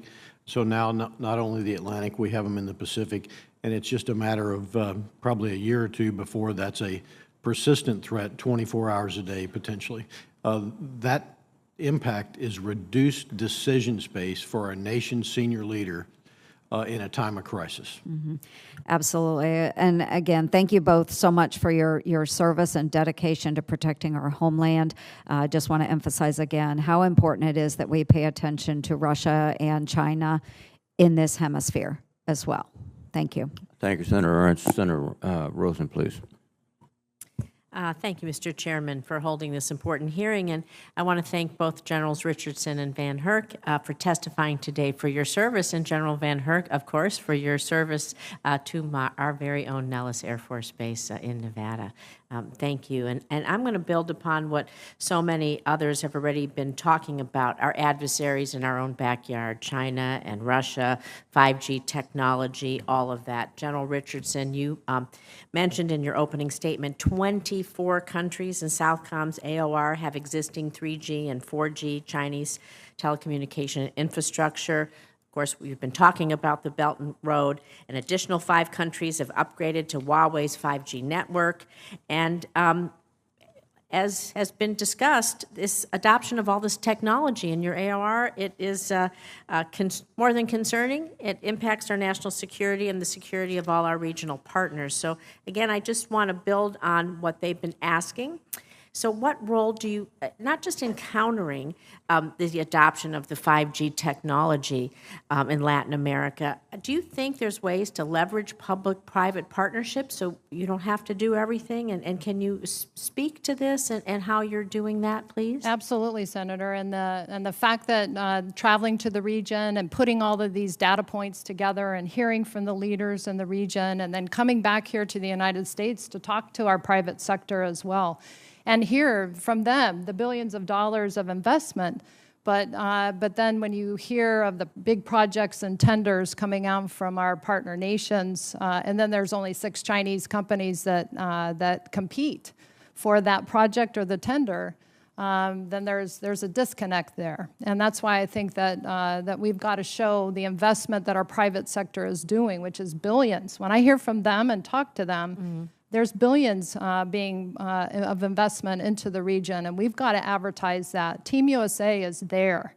Our partners want to work with us. They will turn to us first, but their economies are hurting, and if we cannot do it fast enough, and our foreign military sales and our training and equipping sometimes is not as fast. They're on a political timeline of 1 term, which is 4 years. And so they're on a stopwatch to deliver for their people, not a calendar. So we've got to speed up our processes because they'll look to us first, but if we don't have capability to deliver, then they're going to look elsewhere to wherever they can get it. I think accelerating the process and having a budget, not a CR going through, everyone's talked about that. And General Van Herk, I want to speak with you a little bit about this because we know Huawei is, and foreign-owned companies, you're responsible for our ICBM, our U.S. military installations and ICBM fields, our training ranges, obviously at Nellis. And we know that people are building these telecommunication sites nearby all of these so they can collect information. And so I know we're in an open setting. But can you talk about the threat this poses? What can we do? A public-private partnership, in your opinion, can you elaborate a little bit? Yeah, absolutely. I'm very concerned about Chinese communications infrastructure being built, not necessarily by Chinese, but with companies here in the United States in close proximity to national security locations. We have to keep an eye on that. That is a threat to our national security. It is an intelligence collection threat. It may be even a more broad threat. I would also point out in my AOR in the Bahamas, China is very aggressive. Their ambassador in the information space, they built a new embassy. Economic investment in the largest resort outside of China is right in the Bahamas, right off of our coast, sits right on top of the Navy's AUTEC test and training ranges, which there's potential collection there. They're interested in developing smart cities here in the region. I won't go into detail. I wouldn't have classified environment. Selling equipment that we or our partners utilize for assessment of goods crossing the border, all those kinds of things. I would also point out one of the main lessons from COVID for me was the supply chain and our supply chain vulnerabilities that we have farmed out so much to China. You know, when you get 80% of your pharmaceuticals from somebody that you may face in a crisis in the future, that's a national security imperative that we need to go look at. Thank you. We just had a hearing about that in Homeland Security yesterday, bringing back particularly that pharmaceutical supply chain critical medications. I'm going to take my next question off the record, but I want you to elaborate on cyber domain awareness that you spoke about, but my time is up, so we'll just submit that. Thank you again. Thank you, Senator Rosen. Senator Budd, please. Thank you, Mr. Chairman. And again, thank you all both for being here. General Richardson, it was great to sit down with you yesterday, have a helpful conversation. Following up a little bit on Senator Rosen's questions about foreign military sales, I've got a couple of yes or no questions about the process, and I've asked similar questions of other combatant commanders. So, General Richardson, is the current FMS process fast and flexible enough to meet our foreign partners' security needs in your AOR? No, Senator.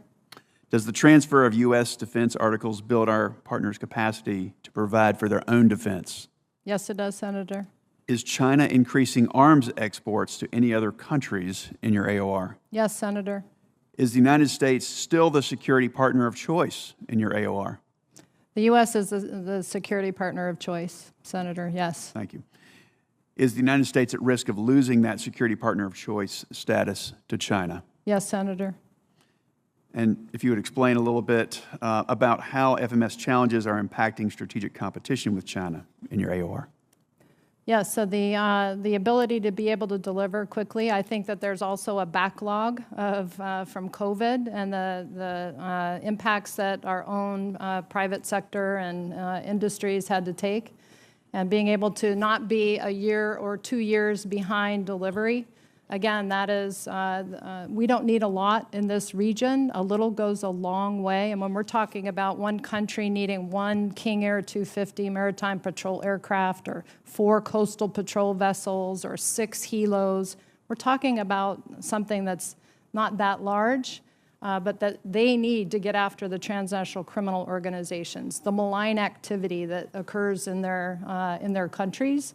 And then that provides some stability. It curbs irregular migration. It keeps the flow down if our partner nations can provide that security and stability for their countries. Thank you for that. General Van Herk, again, thank you for being here as well. The North Carolina National Guard currently has personnel mobilized to the southern border in support of CBP, Customs and Border Patrol. And we're very proud of them, and we want to make sure our troops have all the resources they need to help secure the border. Are there additional resources we could provide that would make the Southwest border deployment more effective? Senator, I'm comfortable with the resources I have based on the mission and authorities I have right now. Thank you. So nothing else needed? They have everything they needed? Their commanders have not asked for anything to me. They're working for me in their Title X mobilization capacity, and I'm not aware of any asks. Thank you. And for both of you, we know that illicit drugs are not the only thing being trafficked through your AORs. and into the United States. Human trafficking is an all too common occurrence, and just this week we learned that groups of Chinese nationals are paying coyotes a premium to be smuggled across the southern border. And from your perspectives, what's driving this humanitarian crisis in your respective AORs, and what resources would be helpful to enhance your work in countering the human trafficking side? General Richardson first. So I would say the security cooperation funding is my main lever, Senator, and that really empowers the partner nation militaries and their security forces to be able to handle that and that malign activity. And as you said, it's not just narcotics, it's human trafficking, it's illegal mining, it's illegal logging, illegal fishing, it's counterfeit goods. It's the whole money laundering piece. They're more powerful, they're more sophisticated, they're corrupt, and they drive violence and irregular migration. And strengthening our partner nations to be able to handle that is what makes them stronger, and then generally ends up helping us in the homeland where those malign activities don't end up on our southwest border. Thank you. General Van Herk. Yeah, thank you. So the problems I call the symptoms. It's the human trafficking, migration, those kinds of things are driven by an instability created by transnational criminal organizations. If you don't want your family to live within that environment, you're going to try to get out, and you're willing to pay whatever it is to get out of there. That's part of their business model. I would also say natural disasters. They've had several major hurricanes in Mexico and Central America within the last few years, and also COVID. That created an environment where folks who want to leave and they want to come to the United States, and transnational criminal organizations are seizing on that opportunity as part of their business model. We will not interdict our way out. This requires a strategy to go after transnational criminal organizations. We know how to do this as a nation. Cut off the funding, cut off the weapons, seize on those opportunities. Interdiction will not get us out of this problem. Thank you both. My time has expired. Mr. Chairman, I'll be submitting a question for the record. Thank you, Senator Budd. Senator Blumenthal, please. Thank you, Mr. Chairman, and thank you both for your service and for being here today. I want to focus on Russia for the moment, and particularly, General Van Herk, the resources that you have, NORAD and NORCOM, in the Arctic area. Do you think those resources are sufficient to protect our national security? Should they be enhanced? Senator, no. I don't think I have the infrastructure, the communications, the ability to respond and be persistent in the Arctic. What kind of additional resources do you think should be provided? Yeah, I would point back to the report that the NDAA directed me to do, that I provided to Congress, that gives a list of the challenges that I face. I need additional communications capability, data and information sharing, the ability to be persistent, so fuel north of Dutch Harbor, Alaska. We need to do more research and development on capabilities that are going to go into the Arctic, platforms to ensure they operate. When you send platforms into the Arctic and they're non-functioning, that's a concern for me. I can talk more in a classified environment. The infrastructure is the biggest concern. So in a layered defense concept, I need to have forces forward.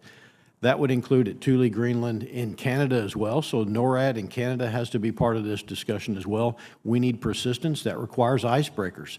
We as a nation are in a bad shape when it comes to icebreakers, and I fully support the Coast Guard's plan. We need to go faster. Coast Guard needs more icebreakers in that area. You agree? I do agree.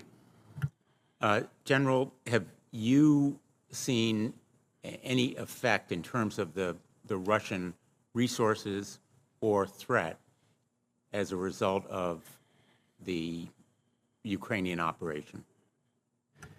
So I'm not aware of any direct kinetic threat to the homeland. We continue to monitor the cyber domain, and especially through their proxy actors. I can talk in a classified environment. I'm most concerned about that cyber domain. I would point out that while Russia appears to be a failure in the land domain in Ukraine, they still maintain significant strategic capabilities to hold our homeland at risk. And we've seen them just as active, actually more active globally, to include in the NORCOM AOR, such as sailing the Gorshkov with hypersonic missiles just a couple of months ago through my AOR and into General Richardson AOR, and more persistent submarine activities that can hold our nation at risk. Let me ask you both, maybe beginning with General Richardson. The Wagner Group has been very active in Ukraine. It's been very active in Africa. Have you seen any evidence of its malign activities in your command? Russian malign activity is alive and well in Southcom. And in my statement, I talked about the disinformation campaign. Over 31 million followers now on Russia Today, Espanol, and Sputnik Mundo. They don't play by the rules. They don't have any rules. They pose journalists to be legitimate journalists. They're not. Twitter bots are off the charts, and these especially increase right before elections in our partner nations. And so it's very concerning, but it's very much alive and well with Cuba, Nicaragua, Venezuela, that Russia continues to keep their alliances with. Thank you for that. That's very helpful. And do they operate also through proxies like the Wagner Group? Yes, Senator, they do. In your command, General Van Herk, what have you seen? Russia is active. As you know, the Mexican military utilizes Russian helicopters. I would love to see those helicopters go. They have asked through foreign military sales for options. We don't move fast enough. The question we got earlier about foreign military sales to deliver capability to basically punt the Russians out of Mexico. I would also point out that from a space perspective, that Russia is active seeking under academic and research facilities, accessed for space monitoring in my AOR as well. I'll just leave it at that. I'll talk to you more in a classified environment about that. But it's alive and well right here in the NORCOM and NORAD AOs. Thank you. I agree with you about the helicopters. By the way, we should be providing American helicopters, not relying on Russian helicopters. Yeah. Can I point out one more thing?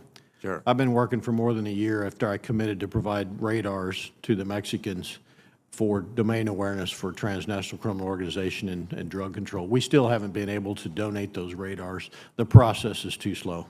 Thank you. Thank you both for your testimony. Very informative and helpful. Thank you. Thank you, Senator Blumenthal. Let me note the vote has started and recognize Senator Sullivan. Thank you, Mr. Chairman, and I want to thank both of the witnesses today for their outstanding service to our country and excellent testimony. General Van Herk, is this your last hearing? It's my last hearing in front of this committee. I'm sure there will be others. So I'm sure you're sad about that. Senator, I actually enjoy the opportunity. It's a great chance to tell our story. I've been telling it for 3 years.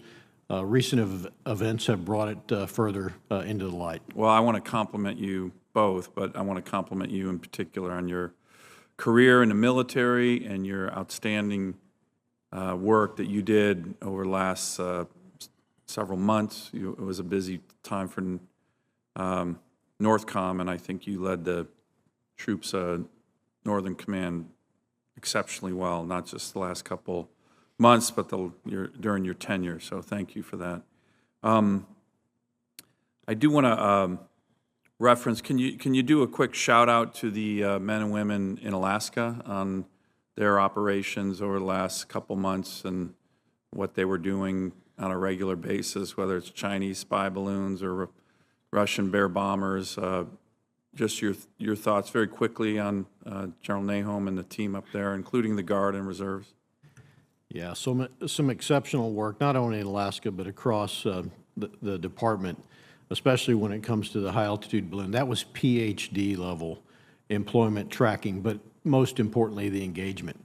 That balloon went down, as you know, on the ice shelf off the coast of northern Alaska with limited infrastructure to support. And the National Guard stepped up, Tory Sachs and his team, and General Nahom, to do incredible work in just incredibly challenging conditions and monitoring additional potential threats to our homeland. So I couldn't be more proud of the entire team. Okay, thank you on that. And Mr. Chairman, I think this hearing has clearly highlighted the need for serious FMS reform. Senator Budd and I were in the Middle East on a CODEL with Senator Rosen, Senator Kelly, a number of us, and everywhere we went, our allies, our military were like, you got to fix FMS, it's killing us. So I think that's something we need to be looking at hard during this NDAA.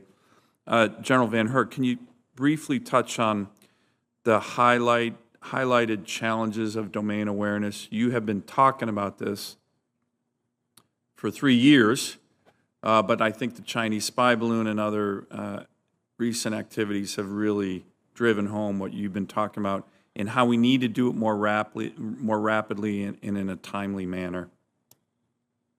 Yeah, so the bottom line, Senator, is if you can't detect something, you can't defeat it, and you certainly can't deter. And so what's happened since shock and awe, our operations in the Middle East, is Russia and China particularly have developed capabilities to hold our homeland at risk, to reduce our decision space, delay and disrupt our flow. My challenge is to detect those capabilities. We have assumed for decades that the homeland is a safe and secure environment, 2 moats on each side, friendly nations on each side. That model is gone. Yeah. And my ability to detect those threats, whether they be undersea to on orbit and in cyberspace, has not kept pace with the threat. That reduces decision space for our nation's senior leader. It erodes strategic stability and increases the risk of strategic deterrence failure. Let me ask you, it's a multi-part question, and I'd like you to answer it in the time I have left. But I've appreciated Senator Peters, King, Tuberville, Blumenthal all raising the issues of the Arctic and your ability to currently monitor and respond to threats against the homeland, specifically in the Arctic. Now, can you also explain why the Arctic, why the Alaska avenues of approach are so important, not just to Alaska? We want to protect the great state of Alaska, my state, but we also recognize, and you recognize, that Alaska often is the avenue of approach with our adversaries' weapon systems to attack the lower 48 if they were going to do that, whether that's Chicago, Miami, or New York. So could you explain a little bit on the issue of what you need more in the Arctic? I appreciate your leadership on this and the domain awareness issues that relate to the importance of those assets in Alaska, not just for Alaska, but for the whole country. Yeah, Senator, so Alaska may be the most strategic location on the planet. And I think I've said that a few times before here, Mr. Chairman, but that's Billy Mitchell's famous quote, correct? It is. So deploying from Alaska, short to the Indo-Pacific, short to the EUCOM AOR, shortest avenue approach for ballistic missiles from Russia, potentially China and DPRK to our homeland.